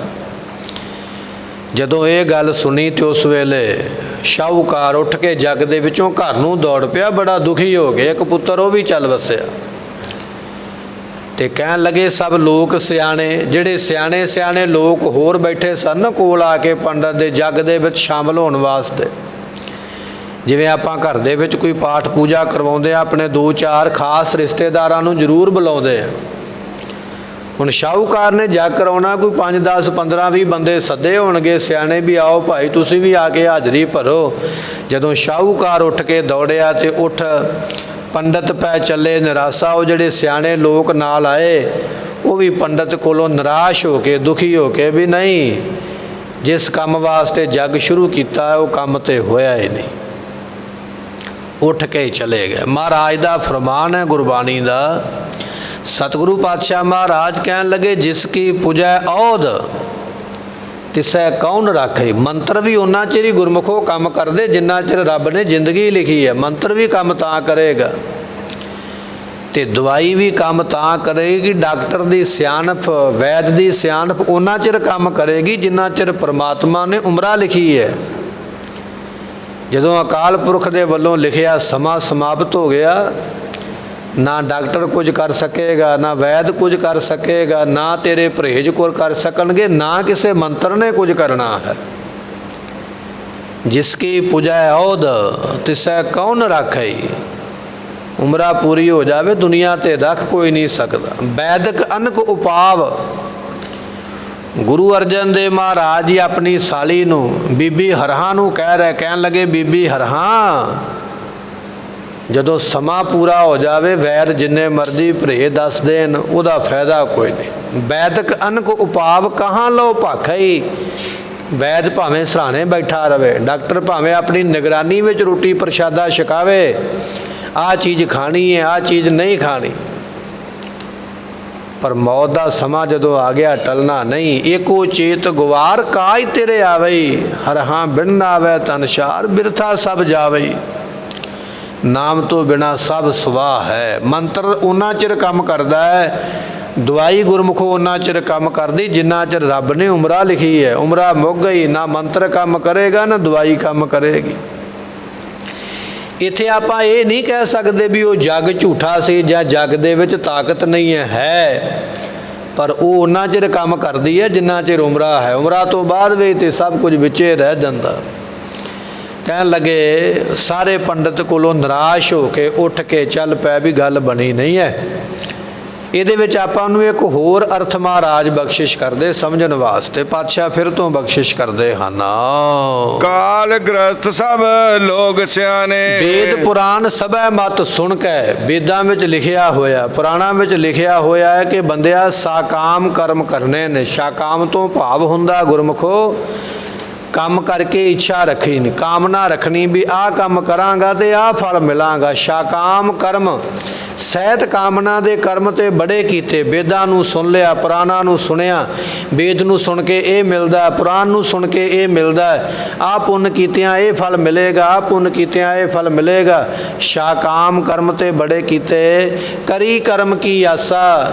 ਸ਼ਾਕਾਮ ਕਰਮ ਕਰਕੇ ਆਸਾ ਰੱਖਦਾ ਹੁਣ ਮੈਨੂੰ ਫਲ ਮਿਲੇਗਾ। ਮਹਾਰਾਜ ਬਖਸ਼ਿਸ਼ ਕਰਦੇ ਹਨ। ਕਾਲ ਗ੍ਰਸਥ ਸਭ ਲੋਕ ਸਿਆਣੇ, ਉਠ ਪੰਡਤ ਪੈ ਚੱਲੇ ਨਿਰਾਸ਼ਾ। ਸਤਿਗੁਰੂ ਪਾਤਸ਼ਾਹ ਕਹਿਣ ਲੱਗੇ ਦੁਨੀਆ ਵਿੱਚ ਸਿਆਣੇ ਸਿਆਣੇ ਲੋਕਾਂ ਨੇ ਬੜੇ ਸਕਾਮ ਕਰਮ ਕੀਤੇ, ਇੱਛਾ ਰੱਖ ਕੇ ਕਰਮ ਕੀਤੇ, ਪਰ ਉਹ ਸਿਆਣੇ ਬੰਦੇ ਜਿਨ੍ਹਾਂ ਨੇ ਇੱਛਾ ਰੱਖ ਕੇ ਕਰਮ ਕੀਤੇ ਉਹ ਵੀ ਉੱਠ ਕੇ ਦੁਨੀਆ ਤੋਂ ਚਲੇ ਗਏ। ਸਕਾਮ ਕਰਮ ਦੀ ਇੱਛਾ ਰੱਖ ਕੇ, ਜਿਸ ਤਰ੍ਹਾਂ ਵਰਤ ਰੱਖਿਆ ਜਾਂਦਾ ਕਾਹਦੇ ਵਾਸਤੇ, ਉਮਰਾਂ ਲੰਬੀ ਹੋਵੇ, ਪਰ ਕਹਿਣ ਲੱਗੇ ਉਹ ਵਰਤ ਰੱਖਣ ਵਾਲੇ ਸਿਆਣੇ ਉਹ ਵੀ ਉੱਠ ਕੇ ਚਲੇ ਗਏ। ਉੱਠ ਪੰਡਤ ਪੈ, ਜਿਹੜੇ ਪੰਡਤ ਦੱਸਦੇ ਨੇ ਵੀ ਵਰਤ ਰੱਖਣਾ ਚਾਹੀਦਾ, ਸ਼ਾਕਾਮ ਕਰਮ ਕਰਨਾ ਚਾਹੀਦਾ, ਕਹਿੰਦੇ ਉਹ ਵੀ ਦੁਨੀਆ ਤੋਂ ਉੱਠ ਕੇ ਤੁਰ ਪੈਣਗੇ। ਨਾ ਦੱਸਣ ਵਾਲਾ ਪੰਡਤ ਰਹਿਣਾ, ਨਾ ਕਰਨ ਵਾਲਾ ਉਪਾਸ਼ਕ ਰਹਿਣਾ ਹੈ। ਜਦੋਂ ਉਮਰਾਂ ਪੂਰੀ ਹੋ ਗਈ, ਸਮਾਂ ਪੂਰਾ ਹੋ ਗਿਆ, ਦੋਨਾਂ ਨੂੰ ਦੁਨੀਆ ਛੱਡ ਕੇ ਜਾਣੀ ਪੈਣੀ ਹੈ। ਔਰ ਜਿਹੜੇ ਪਖੰਡ ਪੂਰਵਕ ਕਰਮ ਕੀਤੇ ਉਹਨਾਂ ਵਿੱਚ ਤੇ ਪਰਮਾਤਮਾ ਫਿਰ ਮਿਲਣਾ ਹੀ ਕਿੱਥੇ ਹੈ। ਆਂਖ ਮੂੰਦ ਕੋਈ ਡਿੰਬ ਦਿਖਾਵੇ, ਅੰਦਰ ਕੀ ਪਦਵੀ ਸੋ ਪਾਵੇ। ਕਹਿਣ ਲੱਗੇ ਅੱਖਾਂ ਬੰਦ ਕਰਕੇ ਭਾਵੇਂ ਪਖੰਡ ਕਰਕੇ ਵਿਖਾ, ਰੱਬ ਨੇ ਅਗਲਾ ਜਨਮ ਦੇਣਾ ਹੀ ਅੰਨੇ ਵਾਲਾ, ਵੀ ਜੇ ਅੱਖਾਂ ਦੀ ਲੋੜ ਨਹੀਂ ਤੇ ਤੈਨੂੰ ਦਿੰਦੇ ਹੀ ਨਹੀਂ। ਤੇ ਕਹਿਣ ਲੱਗੇ ਗਿਆਨੀ ਕੇ ਪ੍ਰਭ 30 ਹੈ, ਰਾਗੀ ਕੇ ਪ੍ਰਭ 20। ਕਿਸੇ ਵਿਦਵਾਨ ਨੇ ਲਿਖਿਆ, ਕਹਿਣ ਲੱਗੇ ਜਿਹੜਾ ਗਿਆਨੀ ਵਿਅਕਤੀ ਹੁੰਦਾ ਨਾ, ਗਿਆਨਵਾਨ, ਥੋੜ੍ਹੀ ਬਹੁਤੀ ਸੋਝੀ ਰੱਖਣ ਵਾਲਾ, ਰੱਬ ਉਹਦੇ ਤੋਂ 30-20 ਕੋਰ ਉਹਦੇ ਤੋਂ ਦੂਰ ਰਹਿੰਦਾ। ਰੱਬ 20 ਕੋਹ ਉਹਦੇ ਨੇੜੇ ਨਹੀਂ ਆਉਂਦਾ, ਇੰਨਾ ਉਹ ਤੋਂ ਦੂਰ ਰਹਿੰਦਾ ਵੀ ਇਹ ਬੜਾ ਚਲਾਕ ਹੈ, ਇਹਦੇ ਕੋਲ ਬੜੀਆਂ ਗਿਆਨ ਧਿਆਨ ਦੀਆਂ ਗੱਲਾਂ। ਗਿਆਨੀ ਕੇ ਪ੍ਰਭ 20 ਹੈ, ਜਿਹੜਾ ਗਿਆਨੀ ਵਿਅਕਤੀ ਹੈ, ਗਿਆਨ ਰੱਖਦਾ ਗੱਲਾਂ ਦਾ, ਸ਼ਾਸਤਰਾਂ ਦਾ, ਕਿਤਾਬਾਂ ਦਾ, ਗ੍ਰੰਥਾਂ ਦਾ, ਰੱਬ ਉਹਦੇ ਤੋਂ 20 ਕੋਹ ਦੂਰ ਰਹਿੰਦਾ ਹੈ। ਰਾਗੀ ਕੇ ਪ੍ਰਭ 30, ਜਿਹੜਾ ਰਾਗੀ ਹੈ, ਰਾਗ ਵਿਦਿਆ ਪੜ੍ਹਨ ਵਾਲਾ, ਰਾਗ ਪੜ੍ਹ ਕੇ ਦੁਨੀਆ ਨੂੰ ਸੁਣਾਉਣ ਵਾਲਾ, ਉਹਦੇ ਤੋਂ ਰੱਬ ਹੋਰ 10 ਕਦਮਾਂ ਪਿੱਛੇ ਚਲਾ ਗਿਆ, ਵੀ ਇਹਦੇ ਤੋਂ 30 ਕਦਮ ਦੂਰ ਰਹੋ, ਕਿਉਂਕਿ ਉਹਦੀ ਆਵਾਜ਼ ਉੱਚੀ ਹੈ ਨਾ, ਉਹਨੂੰ ਮਾਣ ਹੈ ਵੀ ਮੈਂ ਉੱਚੀ ਆਵਾਜ਼ ਦੇ ਵਿੱਚ ਗਾਉਂਦਾ। ਕਹਿਣ ਲੱਗੇ ਰੱਬ ਇੰਨੀ ਦੂਰ ਹੋ ਜਾਂਦਾ ਹੈ, ਤੇਰੀ ਆਵਾਜ਼ ਮੇਰੇ ਤੱਕ ਪਹੁੰਚਦੀ ਨਹੀਂ। ਭਗਤਨ ਕੈ ਹਿਰਦੈ ਵਸੈ, ਉਹੀ ਪ੍ਰਮਾਤਮਾ ਭਗਤ ਦੇ ਹਿਰਦੇ ਵਸਦਾ ਹੈ। ਜੋਗੀ ਕੇ ਪ੍ਰਭ ਸੀਸ, ਤੇ ਜਿਹੜਾ ਜੋਗੀ ਜੁੜਿਆ ਹੋਇਆ ਨਾ, ਉਹਦੇ ਸਿਰ ਦੇ ਉੱਪਰ ਖਲੋਤਾ ਆ ਕੇ, ਭਗਤ ਦੇ ਹਿਰਦੇ ਵਿੱਚ ਵਸਿਆ ਹੈ, ਜੁੜੇ ਹੋਏ ਦੇ ਸਿਰ ਤੇ ਖਲੋਤਾ ਹੈ। ਪਰ ਵਿਦਵਾਨ ਤੋਂ 20 ਕਦਮਾਂ ਦੂਰ ਹੈ, ਰਾਗ ਪੜ੍ਹਨ ਵਾਲੇ ਤੋਂ 30 ਕਦਮਾਂ ਦੂਰ ਪਰਮਾਤਮਾ ਹੈ। ਸਤਿਗੁਰੂ ਪਾਤਸ਼ਾਹ ਬਖਸ਼ਿਸ਼ ਕਰਦੇ, ਕਹਿਣ ਲੱਗੇ ਕਾਲ ਗ੍ਰਸਤ ਸਭ ਲੋਕ ਸਿਆਣੇ, ਸਿਆਣੇ ਸਿਆਣੇ ਦੁਨੀਆ ਵਿੱਚ ਸ਼ਾਕਾਮ ਕਰਨ ਵਾਲੇ ਲੋਕ ਜਿਹੜੇ ਨੇ ਉਹ ਵੀ ਕਾਲ ਦੇ ਵੱਸ ਹੋ ਗਏ। ਇਸੇ ਤਰ੍ਹਾਂ ਪੰਡਤ ਜਿਹੜੇ ਦੱਸ ਕੇ ਕਰਮ ਕਰਾਉਂਦੇ ਉਹ ਵੀ ਭਾਈ ਕਾਲ ਦੇ ਵੱਸ ਹੋ ਗਏ। ਦੁਨੀਆ ਵਿੱਚ ਰਹਿੰਦਾ ਕੋਈ ਨਹੀਂ ਹੈ, ਐਸੀ ਹਾਲਤ ਹੈ। ਰਾਜੇ ਰਈਅਤ ਸਿਕਦਾਰ ਕੋਏ ਨਾ ਰਹਿਸੀ ਹੋਏ, ਮਹਾਰਾਜ ਦਾ ਬਚਨ ਹੈ। ਵੱਡੇ ਵੱਡੇ ਰਾਜੇ ਦੁਨੀਆ ਵਿੱਚ ਰਹਿ ਕੋਈ ਨਹੀਂ, ਉਹ ਤੁਰ ਕੇ ਚਲੇ ਗਏ। ਭਾਵੇਂ ਰਾਜਾ ਹੈ ਤੇ ਰਾਜਾ ਨਾਮ ਹੈ ਵੱਡੇ ਰਾਜੇ ਦਾ, ਤੇ ਕਹਿਣ ਲੱਗੇ ਭਾਵੇਂ ਰਾਜਾ ਹੈ, ਭਾਵੇਂ ਰਈਅਤ ਪ੍ਰਜਾ ਹੈ, ਨਾ ਪ੍ਰਜਾ ਨੇ ਰਹਿਣਾ ਨਾ ਰਾਜੇ ਨੇ ਰਹਿਣਾ, ਕੋਈ ਨਾ ਰਹਿਸੀ ਹੋਏ, ਰਹਿਣਾ ਕਿਸੇ ਨੇ ਨਹੀਂ। ਰਾਜੇ ਨੂੰ ਮੌਤ ਵੀ ਆਉਣੀ ਹੈ, ਪ੍ਰਜਾ ਨੂੰ ਵੀ ਆ ਜਾਣੀ ਹੈ। ਹੱਟ ਪਟਨ ਬਾਜ਼ਾਰ ਹੁਕਮੀ ਢੈਸੀ ਹੋਏ, ਵੱਡੀਆਂ ਵੱਡੀਆਂ ਹੱਟੀਆਂ ਢਹਿ ਜਾਣਗੀਆਂ, ਵੱਡੇ ਵੱਡੇ ਬਾਜ਼ਾਰ ਵੀ ਢਹਿ ਜਾਣਗੇ। ਨਾ ਬਾਜ਼ਾਰ ਰਹਿਣੇ, ਨਾ ਸ਼ਹਿਰ ਰਹਿਣੇ, ਨਾ ਉਹਨਾਂ ਬਾਜ਼ਾਰਾਂ ਵਿੱਚ ਰਹਿਣੀਆਂ ਹੱਟੀਆਂ।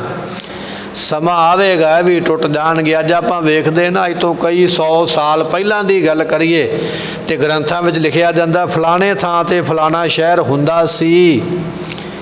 ਹੁੰਦਾ ਸੀ ਤੋਂ ਭਾਵ ਵੀ ਪਹਿਲਾਂ ਸੀ, ਹੁਣ ਨਹੀਂ ਹੈ, ਖਤਮ ਹੋ ਗਿਆ। ਜਾਂ ਇੰਨਾ ਸਮਾਂ ਪਹਿਲਾਂ ਇੱਥੇ ਬੜਾ ਵੱਡਾ ਬਾਜ਼ਾਰ ਹੁੰਦਾ ਸੀ, ਪਰ ਹੁਣ ਬਾਜ਼ਾਰ ਨਹੀਂ, ਹੁਣ ਕਿਤੇ ਹੋਰ ਚਲਾ ਗਿਆ। ਮਹਾਰਾਜ ਕਹਿਣ ਲੱਗੇ ਸਮੇਂ ਸਮੇਂ ਦੀ ਬਾਤ ਹੈ ਗੁਰਮੁਖਾ, ਵੱਡੀਆਂ ਵੱਡੀਆਂ ਹੱਟੀਆਂ ਤੇ ਬਾਜ਼ਾਰ ਵੀ ਟੁੱਟ ਜਾਣ ਵਾਲੇ, ਨਾਸ ਹੋ ਜਾਣ ਵਾਲੇ।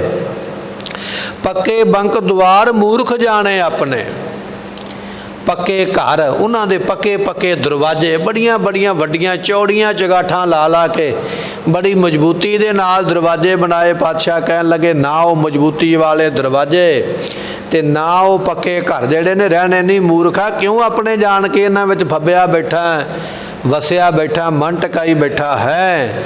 ਦਰਬ ਭਰੇ ਭੰਡਾਰ ਰੀਤੇ ਇੱਕ ਖਿਣੇ, ਪਾਤਸ਼ਾਹ ਕਹਿਣ ਲੱਗੇ ਖਜ਼ਾਨੇ ਭਰੇ ਹੋਏ ਮਾਇਆ ਦੇ, ਇੱਕ ਛਿਣ ਦੇ ਵਿੱਚ ਰੀਤੇ ਕਹੀਏ ਖਾਲੀ ਹੋ ਜਾਣੇ।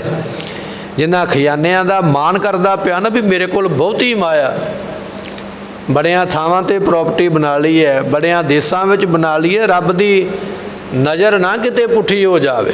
ਇੱਕ ਛਿਣ ਦੇ ਵਿੱਚ ਸਭ ਕੁਝ ਖਾਲੀ ਹੋ ਜਾਏਗਾ।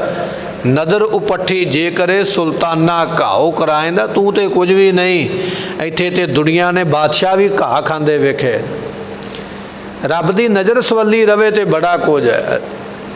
ਰੀਤੇ ਭਰੇ ਭਰੇ ਸਖਨਾਵੈ ਯਹ ਤਾਕੋ ਵਿਵਹਾਰ, ਜਲ ਤੇ ਥਲ ਕਰ, ਥਲ ਤੇ ਕੂਆ, ਕੂਪ ਤੇ ਮੇਰ ਕਰਾਵੈ, ਧਰਤੀ ਤੇ ਆਕਾਸ਼ ਚੜਾਵੈ, ਚੜੇ ਆਕਾਸ਼ ਗਿਰਾਵੈ।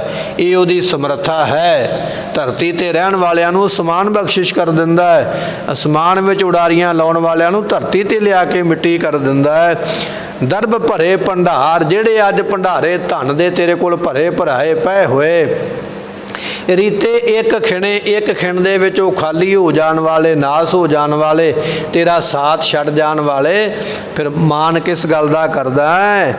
ਤਾਜੀ ਰਥ ਤੁਖਾਰ, ਹਾਥੀ ਪਖਰੇ, ਵੱਡੇ ਵੱਡੇ ਘੋੜੇ, ਵੱਡੇ ਵੱਡੇ ਰਥ, ਵੱਡੇ ਵੱਡੇ ਊਠ ਤੇ ਹਾਥੀ, ਜਿਨ੍ਹਾਂ ਨੂੰ ਕਹਿੰਦਾ ਵੀ ਇਹ ਮੇਰੇ ਨੇ ਮੇਰੇ ਨੇ। ਕਿਉਂਕਿ ਪਹਿਲੇ ਸਮਿਆਂ ਵਿੱਚ ਅਮੀਰ ਲੋਕਾਂ ਕੋਲ ਇਹ ਸਵਾਰੀਆਂ ਸਨ, ਊਠ ਰੱਖਣਾ। ਜ਼ਿਮੀਂਦਾਰ ਊਠ ਰੱਖਦੇ ਸਨ, ਆਪ ਵੀ ਸਵਾਰੀ ਕਰਨੀ, ਉਹਦੇ ਤੇ ਪਸ਼ੂਆਂ ਵਾਸਤੇ ਚਾਰਾ ਲੱਦ ਕੇ ਲੈ ਆਉਣਾ। ਨੰਬਰਦਾਰ ਸ਼ਾਹੂਕਾਰ ਜਿਹੜੇ ਸਨ ਉਹ ਘੋੜੇ ਰੱਖਦੇ ਸਨ, ਘੋੜੇ ਤੇ ਚੜ੍ਹ ਕੇ ਨੰਬਰਦਾਰੀ ਦਾ ਗੇੜਾ ਲਾਉਣਾ। ਜਿਹੜੇ ਰਾਜੇ ਮਹਾਰਾਜੇ ਸਨ ਉਹਨਾਂ ਦੇ ਕੋਲ ਰੱਥ ਤੇ ਹਾਥੀ ਹੋਇਆ ਕਰਦੇ। ਮਹਾਰਾਜ ਕਹਿਣ ਲੱਗੇ ਅੱਜ ਦਾ ਸਮਾਂ ਆ ਗਿਆ, ਆਪਾਂ ਕਹਿ ਸਕਦੇ ਕਿਸੇ ਕੋਲ ਸਾਈਕਲ ਹੈ, ਕਿਸੇ ਕੋਲ ਮੋਟਰਸਾਈਕਲ ਹੈ, ਕਿਸੇ ਕੋਲ ਗੱਡੀ ਹੈ, ਕਿਸੇ ਕੋਲ ਆਪਣਾ ਜਹਾਜ਼ ਵੀ ਹੈ। ਇਹ ਅੱਜ ਦੇ ਸਾਧਨ ਨੇ, ਉਹ ਪਹਿਲਾਂ ਦੇ ਸਾਧਨ ਸਨ। ਮਹਾਰਾਜ ਕਹਿਣ ਲੱਗੇ ਬਾਗ ਮਿਲਖ ਘਰ ਬਾਰ ਕਿੱਥੇ ਸਿਆਪਣੇ।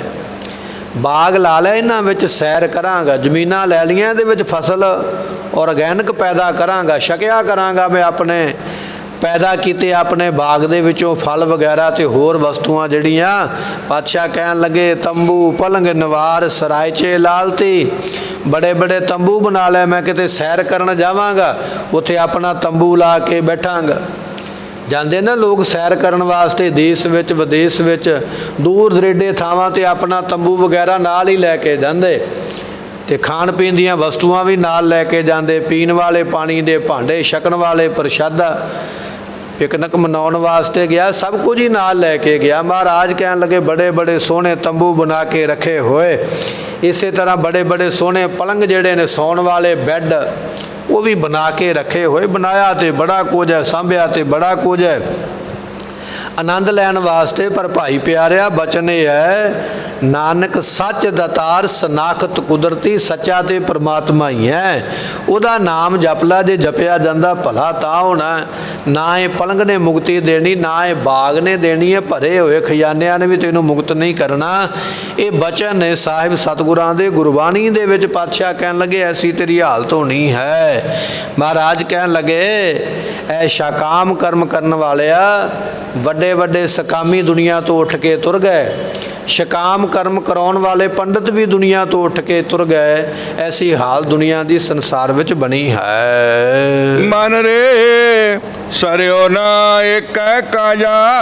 ਐ ਭਾਈ ਐ ਪਿਆਰਿਆ, ਇੱਕੋ ਹੀ ਕੰਮ ਸੀ ਦੁਨੀਆ ਦੇ ਵਿੱਚ ਤੈਨੂੰ ਆਏ ਨੂੰ। ਇੱਕ ਕੰਮ ਕਿਹੜਾ? ਪਰਮਾਤਮਾ ਦਾ ਨਾਮ ਜਪਣਾ। ਉਹ ਕੰਮ ਤੇਰੇ ਕੋਲੋਂ ਸਰਿਆ ਨਹੀਂ, ਉਹ ਕੰਮ ਤੇਰੇ ਕੋਲੋਂ ਬਣਿਆ ਨਹੀਂ। ਜਿਹੜੇ ਕੰਮ ਵਾਸਤੇ ਆਇਆ ਉਹ ਕੰਮ ਤੂੰ ਕਰ ਨਹੀਂ ਸਕਿਆ ਹੈ। ਭਜਿਓ ਨਾ ਰਘੁਪਤ ਰਾਜਾ। ਜਿਹੜਾ ਰਘੂਪਤੀ ਹੈ ਨਾ, ਸਾਰਿਆਂ ਦਾ ਮਾਲਕ, ਰਾਮ ਰੂਪ ਪਰਮਾਤਮਾ, ਕਹਿਣ ਲੱਗੇ ਰਾਜਾ ਕਹੀਏ ਉਹ ਪ੍ਰਕਾਸ਼ ਰੂਪ ਹੈ। ਪ੍ਰਕਾਸ਼ ਰੂਪ ਪਰਮਾਤਮਾ ਨੂੰ ਜਪਿਆ ਨਹੀਂ। ਤੇ ਪਾਤਸ਼ਾਹ ਕਹਿਣ ਲੱਗੇ ਭਜਿਓ ਦਾ ਗੁਰਮੁਖੋ ਅਰਥ ਹੁੰਦਾ ਭਜਨ ਕਰਨਾ, ਸਿਮਰਨ ਕਰਨਾ। ਰਾਮ ਰਮਿਆ ਹੋਇਆ ਜੋ ਪਰਮਾਤਮਾ, ਰਾਜਾ ਕਹੀਏ ਜੋ ਪ੍ਰਕਾਸ਼ ਰੂਪ ਹੋ ਗਿਆ, ਸਭ ਮੈਂ ਜੋਤ ਜੋਤ ਹੈ ਸੋਏ, ਉਸ ਦਾ ਸਿਮਰਨ ਨਹੀਂ ਕੀਤਾ, ਉਸ ਦਾ ਭਜਨ ਨਹੀਂ ਕੀਤਾ। ਜਿਹੜੇ ਕੰਮ ਵਾਸਤੇ ਆਇਆ ਉਹ ਕੰਮ ਕਰ ਨਹੀਂ ਸਕਿਆ ਹੈ। ਬਨਖੰਡ ਜਾਏ ਜੋਗ ਤਪ ਕੀਨੋ, ਕੰਦ ਮੂਲ ਚੁਣ ਖਾਇਆ। ਬਨਖੰਡ ਜਾਏ, ਬਨਾਂ ਵਿੱਚ ਚਲਾ ਗਿਆ। ਬਨ ਨਾਮ ਗੁਰਮੁਖੋ ਜੰਗਲ ਦਾ, ਜੰਗਲ ਵਿੱਚ ਚਲਾ ਗਿਆ। ਮੈਂ ਤੇ ਘਰ ਛੱਡਿਆ, ਪਰਿਵਾਰ ਛੱਡਿਆ, ਬੱਚੇ ਛੱਡੇ, ਧਨ ਪਦਾਰਥ ਛੱਡਿਆ, ਖਜ਼ਾਨੇ ਛੱਡ ਦਿੱਤੇ, ਰਾਜ ਭਾਗ ਛੱਡ ਦਿੱਤਾ, ਜੰਗਲ ਵਿੱਚ ਜਾ ਕੇ ਬੈਠ ਗਿਆ। ਪਰ ਪਾਤਸ਼ਾਹ ਕਹਿਣ ਲੱਗੇ ਜੰਗਲ ਵਿੱਚ ਜਾ ਕੇ ਵੀ ਰੱਬ ਤੇ ਤੈਨੂੰ ਫਿਰ ਨਹੀਂ ਮਿਲਣਾ। ਤੇ ਖੰਡ ਨਾਮ ਹੈ ਵੱਖਰੀ ਜਗ੍ਹਾ, ਜੰਗਲ ਵਿੱਚ ਵੀ ਜਾ ਕੇ ਵੱਖਰੀ ਜਗ੍ਹਾ ਭਾਲਦਾ ਵੀ ਕਿਸੇ ਅੰਦਰ ਗੁਫਾ ਦੇ ਵਿੱਚ ਵੜ ਕੇ ਬੈਠਾ ਜਿੱਥੇ ਮੈਨੂੰ ਦੇਖੇ ਕੋਈ ਨਾ। ਜਾਂ ਖੰਡ ਨਾਮ ਗੁਰਮੁਖੋ ਟੁਕੜੇ ਦਾ ਹੁੰਦਾ ਹੈ। ਧਰਤੀ ਦੇ ਵੱਖ-ਵੱਖ ਟੁਕੜੇ ਨੇ, 9 ਖੰਡ ਨੇ। 9 ਖੰਡ ਪ੍ਰਿਥਵੀ ਫਿਰੈ ਚਿਰ ਜੀਵੈ, ਮਹਾ ਉਦਾਸ ਤਪੀਸਰ ਥੀਵੈ, ਮਹਾਰਾਜ ਦਾ ਫਰਮਾਨ ਹੈ। ਇਹ ਧਰਤੀ ਦੇ ਵੱਖ-ਵੱਖ ਜਿਹੜੇ ਟਾਪੂ ਨੇ ਉਹਨਾਂ ਵਿੱਚ ਜਾ ਕੇ ਵੀ ਬੈਠ ਗਿਆ। ਇੱਥੇ ਕੋਈ ਆਉਣ ਵਾਲਾ ਨਹੀਂ, ਕੋਈ ਜਾਣ ਵਾਲਾ ਨਹੀਂ, ਮੈਂ ਇਕਾਂਤ ਵਿੱਚ ਬੈਠ ਸਕਦਾ। ਪਾਤਸ਼ਾਹ ਕਹਿਣ ਲੱਗੇ ਬਨ ਖੰਡ ਜਾਏ, ਜੰਗਲਾਂ ਵਿੱਚ ਚਲਾ ਗਿਆ, ਟਾਪੂਆਂ ਵਿੱਚ ਚਲਾ ਗਿਆ। ਜੋਗ ਤਪ ਕੀਨੋ, ਯੋਗ ਤੋਂ ਭਾਵ ਹੁੰਦਾ ਹੈ ਜਾ ਕੇ ਸਮਾਧੀ ਲਾ ਕੇ ਬੈਠਾ, ਯੋਗ ਸਾਧਨਾ ਕਰਦਾ। ਤੇ ਤਪ ਧੂਣੀਆਂ ਤਾ ਕੇ ਤਪੱਸਿਆ ਵੀ ਕਰਦਾ, ਧੂਣੀਆਂ ਵੀ ਤਾ ਲਈਆਂ ਤਪ ਕਰਨ ਵਾਸਤੇ। 5 ਧੂਣੀਆਂ ਤਾ ਕੇ ਮੰਤਰ ਪੜ੍ਹਨੇ, ਉਸ ਨੂੰ ਕਹਿੰਦੇ ਤਪ ਕੀਤਾ। ਤੇ ਕਹਿਣ ਲੱਗੇ ਯੋਗ ਸਾਧਨਾ ਕੀਤੀ, ਜੁੜਿਆ ਹੋਇਆ ਅੱਖਾਂ ਬੰਦ ਕਰਕੇ ਇਹ ਸਭ ਕੁਝ ਕਰ ਲਿਆ। ਕੰਦ ਮੂਲ ਚੁਣ ਖਾਇਆ। ਤੇ ਕੰਦ ਮੂਲ ਤੋਂ ਭਾਵ ਕਹਿਣ ਲੱਗੇ ਇਸੇ ਤਰ੍ਹਾਂ ਮੂਲ ਨਾਮ ਗੁਰਮੁਖੋ ਮੂਲੀ ਦਾ ਹੈ। ਮੂਲੀਆਂ ਖਾ ਲਈਆਂ ਪੱਟ ਕੇ ਧਰਤੀ ਦੇ ਵਿੱਚੋਂ। ਮੈਂ ਘਰ ਨਹੀਂ ਜਾਵਾਂਗਾ, ਘਰੇ ਜਾ ਕੇ ਪ੍ਰਸ਼ਾਦਾ ਛਕਣ ਦਾ ਟਾਈਮ ਨਹੀਂ, मैं तो इत्थे जंगल विच ही बैठा रवांगा, मूलियां खा लईआं। इसे तरह कंद वगैरह जिहड़े फल ने उन्हां नूं भी छक लिया। ये छकदा रहा बाहरों, तो वो छक के अपना पेट भरिया, पर बैठा जंगल दे विच ही है। मूली वर्गा पदार्थ खा लिया, कंद वर्गा पदार्थ खा लिया, खांदा ते पिया, घर नहीं जाता। पातशाह फिर बख्शिश करते हैं, बनखंड जाए जोग तप कीनो, कंद मूल चुन खाया। गुरमुखो दूजा अर्थ विद्वान ये भी कर लेंदे, कंद उसनूं कहा जाता है जिहड़ा फल रुख दे नाल लगे, जिहड़ा रुख दे नाल लग के थल्ले नूं लमकदा पिया ना धरती नूं, ਉਹਨੂੰ ਕਿਹਾ ਜਾਂਦਾ कंद। गृह तज बन खंड जाइए चुन खाइए कंधा, अजों बेकार न छोड़े पापी मन मंदा। गृह तज घर नूं छड्ड के बन खंड जाइए जंगलों में चले गया, चुन खाइए कंधा, दरख्त दे विचों चुन के कंद कईए फल तोड़िया भी आ पक्का फल है, खा लिया। जे पक्का फल नहीं मिलिया तो पत्ते तोड़ के खा लिया। कहन लगे ये बचन है जिवें भगत फरीद साहब जियां दे जीवन में आउंदा है ना कि रोटी मेरी काठ की लावन मेरी, भुख जिन्ना खाधी चोपड़ी घने सहणगे दुख। रुखां दे पत्ते खा लै, रुखां दे सक वगैरह ला ला के खा छड्डे। महाराज कहन लगे कंद तो भाव हुंदा जिहड़ा रुख नूं फल लगा, रुख दा फल भी खा लिया, पत्ते भी खा लए, पेट दी भुख बुझाउण वास्ते। ते मूल नाम गुरमुखो हुंदा मुੱਢ दा, जिहड़ा मुੱਢ की है धरती, जिहड़े धरती विचों पैदा होए। हुण मूली भी तो धरती विचों पैदा हुंदी है, गन्ना भी पैदा हुंदा, कई तरह दीयां सब्जियां धरती विचों पैदा हुंदियां, अनाज धरती विचों पैदा हुंदे। धरती विचों पैदा होए अनाज छक लै, फल छक लै, रुखां दे नाल लगे होए फल भी छक लै, चुन खाइए कंधा। महाराज कहन लगे सो बनखंड जाए जोग तप कीनो, कंद मूल चुन खाया, रुखां दे फल भी चुन के छक लै, धरती दे फल भी चुक के छक लै।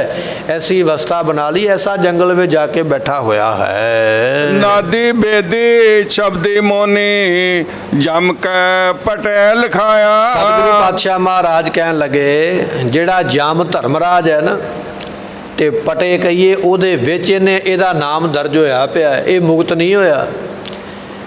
धर्मराज की जिहड़ी वही खाता है ना उहदे विचों मुक्त नहीं होया। जंगल विच भावें चला गया, रुखां दे पत्ते तोड़ के खा लए ने, रुखां दे फल भी छक लए ने, धरती दे फल भी छकदा, घरे नहीं आउंदा, आखदा मैं ते जोगी हाँ सन्यासी हाँ।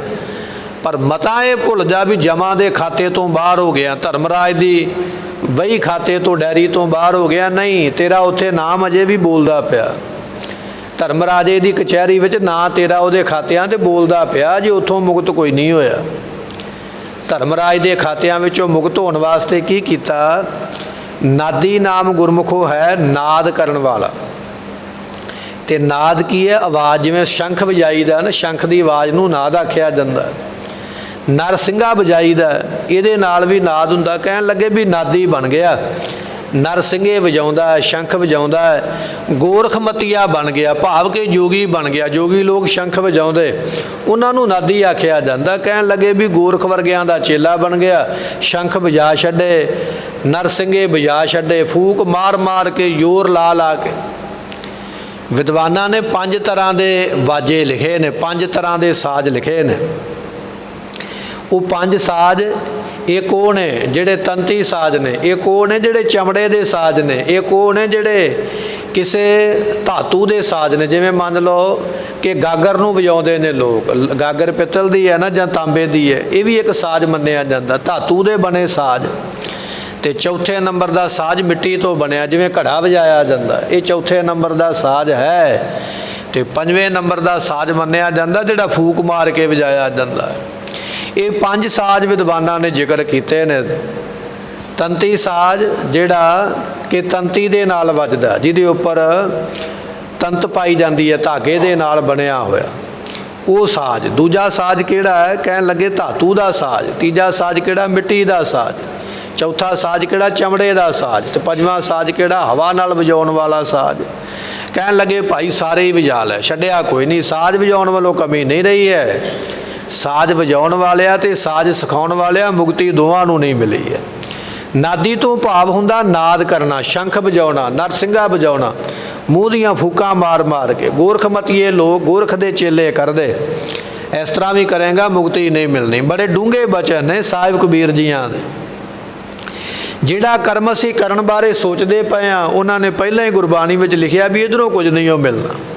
ਅਤੇ ਦੂਜਾ ਬਚਨ ਆ ਗਿਆ ਬੇਦੀ। ਬੇਦੀ ਉਹਨਾਂ ਨੂੰ ਕਿਹਾ ਜਾਂਦਾ ਜਿਹਦੇ ਵੇਦ ਪੜ੍ਹਦੇ ਨੇ, ਵੇਦਾਂ ਨੂੰ ਪੜ੍ਹਨ ਵਾਲੇ। ਵੈਸੇ ਤਾਂ ਬੇਦੀ ਇੱਕ ਕੁੱਲ ਵੀ ਹੈ, ਖਾਨਦਾਨ ਵੀ ਹੈ। ਜਿਸ ਬੇਦੀ ਕੁੱਲ ਵਿੱਚ 3 ਬੇਦੀਆਂ ਕੀ ਕੁੱਲ ਵਿਖੇ ਪ੍ਰਗਟੇ ਨਾਨਕ ਰਾਏ, ਜਿੱਥੇ ਗੁਰੂ ਨਾਨਕ ਸਾਹਿਬ ਦਾ ਜਨਮ ਹੋਇਆ, ਜਿਸ ਕੁੱਲ ਦੇ ਵਿੱਚ ਉਹਨਾਂ ਨੂੰ ਬੇਦੀ ਕਿਹਾ ਜਾਂਦਾ। ਬੇਦੀ ਉਹਨਾਂ ਨੂੰ ਵੀ ਤਾਂ ਹੀ ਕਿਹਾ ਜਾਂਦਾ ਵੀ ਉਹ ਵੇਦ ਪੜ੍ਹਦੇ ਸਨ। ਮਹਾਰਾਜ ਕਹਿਣ ਲੱਗੇ ਵੇਦ ਪੜ੍ਹਨ ਵਾਲਾ ਬੇਦੀ ਬਣ ਗਿਆ। ਵੇਦ ਪੜ੍ਹ ਕੇ ਵੀ ਜੇ ਆਖੇ ਨਾ ਵੀ ਜਮਾਂ ਦੇ ਖਾਤੇ ਵਿੱਚੋਂ ਮੇਰਾ ਨਾਮ ਕੱਟਿਆ ਜਾਏ, ਨਾਮ ਕੋਈ ਨਹੀਂ ਕੱਟਿਆ ਜਾਣਾ, ਉੱਥੇ ਬੋਲਦਾ ਹੀ ਰਹਿਣਾ ਹੈ। ਅਤੇ ਜਿਹਦਾ ਨਾਮ ਕਿਸੇ ਮਾੜੇ ਕੰਮ ਦੇ ਵਿੱਚ ਸ਼ਾਮਲ ਹੋ ਜਾਵੇ ਨਾ, ਅਤੇ ਪੁਲਿਸ ਉਹਨੂੰ ਝੱਟ ਪਹਿਲਾਂ ਉਹਨੂੰ ਚੁੱਕਦੀ ਆ ਕੇ ਵੀ ਆ ਜਾ ਤੇਰੀ ਸਾਨੂੰ ਲੋੜ ਹੈ। ਜਿੰਨਾ ਚਿਰ ਉੱਥੋਂ ਖਾਤਾ ਕਲੀਅਰ ਨਹੀਂ ਹੁੰਦਾ ਉਹਨਾਂ ਚਿਰ ਬਚਿਆ ਨਹੀਂ ਜਾਂਦਾ। ਹਰ ਵੇਲੇ ਉਹਨੂੰ ਡਰ ਰਹਿੰਦਾ ਹੈ। ਹਰ ਕੇ ਲੋਗਾ ਮੋਕੋ ਨੀਤ ਡਸੈ ਪਟਵਾਰੀ। ਇਹ ਰੱਬ ਦੇ ਪਿਆਰਿਓ, ਮੈਨੂੰ ਤਾਂ ਰੋਜ਼ ਜਿਹੜਾ ਪਟਵਾਰੀ ਧਰਮਰਾਜ ਆ ਉਹਦਾ ਡਰ ਰਹਿੰਦਾ ਵੀ ਕੋਈ ਪਤਾ ਨਹੀਂ ਉਹਨੇ ਕਦੋਂ ਲੈਣ ਆ ਜਾਣਾ। ਸਤਿਗੁਰੂ ਪਾਤਸ਼ਾਹ ਕਹਿਣ ਲੱਗੇ ਉਹ ਭਾਈ ਪਿਆਰਿਆ, ਵੇਦਾਂ ਨੂੰ ਪੜ੍ਹਨ ਵਾਲਿਆਂ ਨੇ ਪੜ੍ਹ ਕੇ ਵੇਦ ਘਸਾ ਦਿੱਤੇ, ਪਰ ਜਮਾਂ ਦੇ ਖਾਤੇ ਵਿੱਚੋਂ ਆਪਣਾ ਨਾਂ ਨਹੀਂ ਉਹ ਕਟਾ ਸਕੇ। ਨਾਂ ਅਜੇ ਵੀ ਉੱਥੇ ਬੋਲਦਾ ਪਿਆ, ਸਜ਼ਾ ਤਾਂ ਹਾਲੇ ਵੀ ਉਹਨਾਂ ਦੀ ਬਾਕੀ ਰਹਿੰਦੀ ਹੈ। ਅਤੇ ਤੀਜਾ ਬਚਨ ਮਹਾਰਾਜ ਨੇ ਲਿਖਿਆ ਸ਼ਬਦੀ। ਸ਼ਬਦੀ ਤੋਂ ਭਾਵ ਹੁੰਦਾ ਗੁਰਮੁਖੋ ਅਲੱਖ ਜਗਾਉਣ ਵਾਲੇ, ਸ਼ਬਦ ਮੂੰਹੋਂ ਕਹਿਣ ਵਾਲੇ। ਜਿਵੇਂ ਵੱਡੇ ਵੱਡੇ ਸੰਨਿਆਸੀ ਜੋਗੀ ਆਉਂਦੇ ਨਾ ਘਰਾਂ ਦੇ ਵਿੱਚ, ਆਖਦੇ ਅਲੱਖ ਨਿਰੰਜਨ, ਅਲੱਖ ਨਿਰੰਜਨ, ਉੱਚੀ ਉੱਚੀ ਅਲੱਖ ਜਗਾਉਂਦੇ ਨੇ ਮੰਗਣ ਵਾਸਤੇ, ਜੈ ਹੋ ਆ ਕੇ ਕਰਦੇ। ਉਹਨਾਂ ਨੂੰ ਸ਼ਬਦੀਏ ਕਿਹਾ ਜਾਂਦਾ। ਕਹਿਣ ਲੱਗੇ ਇਸ ਤਰ੍ਹਾਂ ਦੇ ਲੋਕਾਂ ਦੇ ਘਰਾਂ ਵਿੱਚ ਜਾ ਕੇ ਅਲੱਖ ਜਗਾ, ਜੈ ਹੋ ਕਰ, ਮੰਗ ਕੇ ਖਾ। ਪਰ ਜੇ ਆਖੇ ਵੀ ਜਮਾਂ ਦੇ ਵਹੀ ਖਾਤੇ ਵਿੱਚੋਂ ਨਾ ਕੱਟਿਆ ਜਾਵੇ ਤਾਂ ਕੱਟਿਆ ਫਿਰ ਵੀ ਨਹੀਂ ਜਾਣਾ। ਉਹ ਉੱਥੇ ਜਮ ਤੈਨੂੰ ਉਡੀਕਦੇ ਪਏ, ਸਮਾਂ ਤੇਰਾ ਉਹਨਾਂ ਕੋਲ ਬੱਧਾ ਹੋਇਆ। ਅਤੇ ਮੋਨੀ ਤੋਂ ਭਾਵ ਹੁੰਦਾ ਗੁਰਮੁਖੋ ਜਿਹੜਾ ਬੋਲਦਾ ਹੀ ਨਹੀਂ, ਮੂੰਹ 'ਤੇ ਪੱਟੀ ਬੰਨ੍ਹ ਕੇ। ਹਿੰਦੁਸਤਾਨ ਦੀ ਧਰਤੀ 'ਤੇ ਇੱਕ ਮੱਤ ਹੈ, ਮੂੰਹ 'ਤੇ ਪੱਟੀ ਬੰਨ੍ਹ ਕੇ ਰੱਖਦੇ, ਬੋਲਦੇ ਹੀ ਨਹੀਂ। ਮੋਨੀ ਮੋਣ ਧਾਰੀ ਸੰਨਿਆਸੀ ਬ੍ਰਹਮਚਾਰੀ ਮਹਾਰਾਜ ਦੇ ਬਚਨ ਵੀ ਨੇ। ਸਤਿਗੁਰਾਂ ਨੇ ਪਖੰਡ ਦੀਆਂ ਧੱਜੀਆਂ ਉਡਾ ਛੱਡੀਆਂ ਗੁਰਬਾਣੀ ਵਿੱਚ, ਪਰ ਅਸੀਂ ਉਸੇ ਪਖੰਡ ਵਿੱਚ ਦੁਬਾਰਾ ਤਾਂ ਫਸਦੇ ਹਾਂ ਕਿਉਂਕਿ ਸਾਨੂੰ ਗੁਰਬਾਣੀ ਦਾ ਗਿਆਨ ਕੋਈ ਨਹੀਂ, ਗੁਰਬਾਣੀ ਪੜ੍ਹਨ ਦਾ ਸਮਾਂ ਕੋਈ ਨਹੀਂ। ਜੇ ਕਿਤੇ ਮਿਲਿਆ ਅਤੇ ਪਾਠ ਫਿਰ ਅਸੀਂ ਇਸ ਤਰ੍ਹਾਂ ਕਰਦੇ ਹਾਂ ਜਿਵੇਂ ਸ਼ਤਾਬਦੀ ਗੱਡੀ ਚੱਲਦੀ ਹੈ ਨਾ ਸਪੀਡ 'ਤੇ, ਬਿਲਕੁਲ ਭੱਜੇ ਜਾਈਦਾ, ਨਾ ਰੁਕੀਦਾ, ਨਾ ਵਿਚਾਰੀਦਾ, ਨਾ ਸੋਚੀਦਾ ਗੁਰਬਾਣੀ ਕਹਿੰਦੀ ਕੀ ਪਈ ਹੈ। ਬੜੀ ਦੌੜ ਫੜੀ ਦੀ ਹੈ। ਅਖਬਾਰ ਪੜ੍ਹਨਾ ਅਤੇ ਹੌਲੀ ਹੌਲੀ ਪੜ੍ਹਦਾ ਪਿਆ, ਕੱਲੀ ਕੱਲੀ ਖਬਰ ਵੇਖ ਕੇ। ਇਹਦਾ ਬਾਕੀ ਦਾ ਕਿੱਥੇ, ਅੱਧੀ ਖਬਰ ਇਹਦੇ ਆ, ਅੱਗੇ ਦੂਜੇ ਬੰਨੇ ਆ, ਉਹ ਵੀ ਲੱਭਦਾ ਜਾ ਕੇ, ਪੜ੍ਹਦਾ ਚੰਗੀ ਤਰ੍ਹਾਂ ਪੜ੍ਹਦਾ। ਗੁਰਬਾਣੀ ਪੜ੍ਹਨ ਵਾਸਤੇ ਕਹਿ ਦਿਓ ਫਿਰ ਆਖਦਾ ਮੈਨੂੰ ਗੁੜਕੇ ਸਾਹਿਬ ਵਿੱਚੋਂ ਤਾਂ ਬਾਣੀ ਨਹੀਂ ਲੱਭਦੀ ਪਈ। ਖਬਰ ਲੱਭ ਗਈ ਹੈ, ਚਸ਼ਮਾ ਵੀ ਲੱਭ ਗਿਆ, ਨਿੱਕੇ ਨਿੱਕੇ ਅੱਖਰ ਲੱਭ ਗਏ। ਗੁਰਬਾਣੀ ਵੇਲੇ ਸਾਰਾ ਕੁਝ ਹੀ ਨਹੀਂ ਲੱਭਦਾ, ਭੁੱਲ ਜਾਂਦਾ। ਅਤੇ ਜੇ ਕਿਤੇ ਰੱਬ ਕਰੇ ਲੱਭ ਗਿਆ ਫਿਰ ਭੱਜਦਾ ਹੈ ਗੁਰਬਾਣੀ ਦੇ ਉੱਪਰ ਵੀ, ਭੱਜ ਹੀ ਜਾਵਾਂ, ਨਿਕਲ ਹੀ ਜਾਵਾਂ ਛੇਤੀ ਬਾਹਰ, ਇੰਨਾ ਡਰਦਾ। ਸਤਿਗੁਰੂ ਪਾਤਸ਼ਾਹ ਕਹਿਣ ਲੱਗੇ ਜੇ ਗੁਰਬਾਣੀ ਪੜ੍ਹੀ ਹੁੰਦੀ ਅਤੇ ਵਿਚਾਰੀ ਹੁੰਦੀ, ਇਹਨਾਂ ਭਰਮਾਂ ਵਿੱਚ ਪਖੰਡਾਂ ਵਿੱਚ ਫਸਦਾ ਨਾ। ਤੈਨੂੰ ਕੱਢਿਆ ਬਾਹਰ ਗੁਰਬਾਣੀ ਵਿੱਚੋਂ। ਨਾਦੀ, ਬੇਦੀ, ਸ਼ਬਦੀ, ਮੋਨੀ, ਇਹ 4 ਤਰ੍ਹਾਂ ਦੇ ਵਿਅਕਤੀ ਦੁਨੀਆ 'ਤੇ ਨੇ ਜਿਨ੍ਹਾਂ ਦਾ ਹੁਣੇ ਆਪਾਂ ਕਥਨ ਸਰਵਣ ਕੀਤਾ ਹੈ। ਜੰਮ ਕੇ ਪਟਿਆ ਲਿਖਾਇਆ, ਜਮ ਰਾਜ ਦੇ ਦਫ਼ਤਰ ਵਿੱਚ ਇਹਨਾਂ ਦੇ ਨਾਮ ਹਾਲੇ ਵੀ ਉੱਥੇ ਦਰਜ ਨੇ।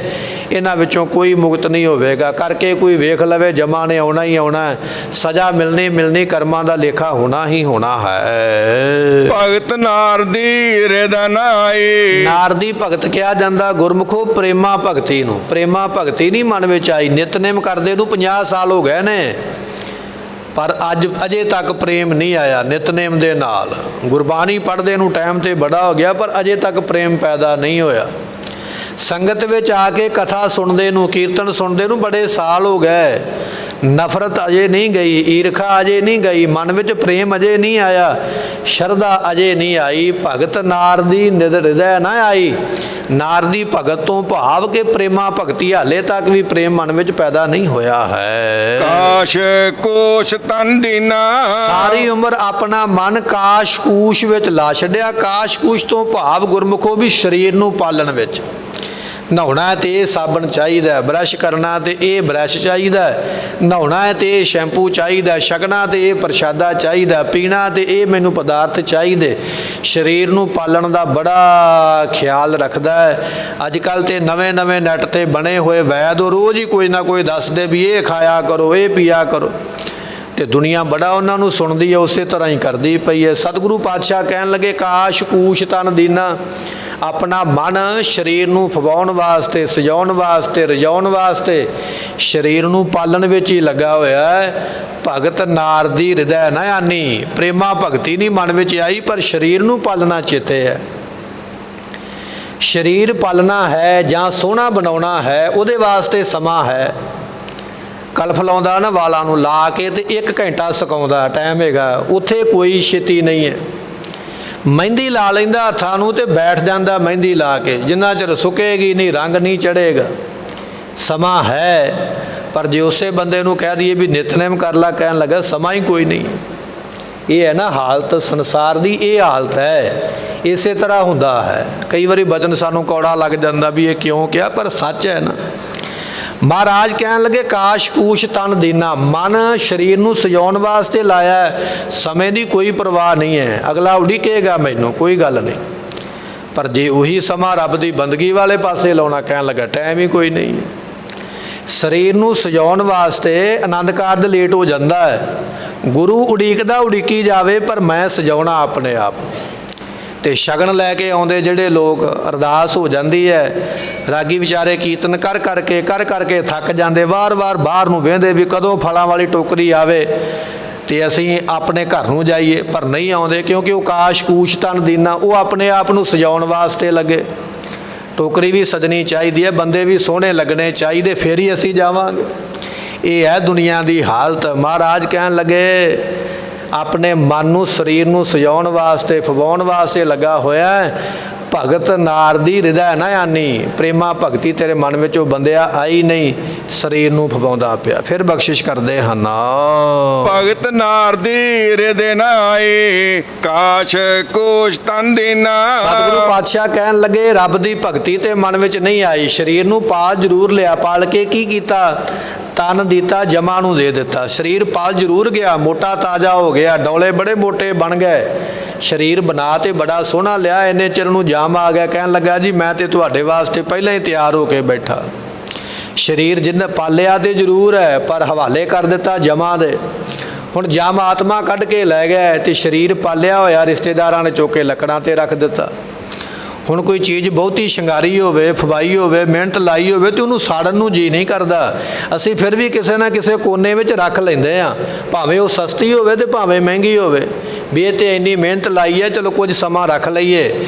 ਪਰ ਸਰੀਰ ਜਿੰਨਾ ਮਰਜ਼ੀ ਤੂੰ ਸ਼ਿੰਗਾਰਿਆ ਤੇ ਪਾਲਿਆ, ਕੋਈ ਕੋਨੇ ਵਿੱਚ ਵੀ ਨਹੀਂ ਰੱਖਦਾ। ਕਹਿਣ ਲੱਗੇ, ਕਾਢੋ ਹੋਈ, ਛੱਡੋ ਬਾਹਰ, ਬਾਪੂ ਨੂੰ ਲੈ ਕੇ ਚਲੀਏ।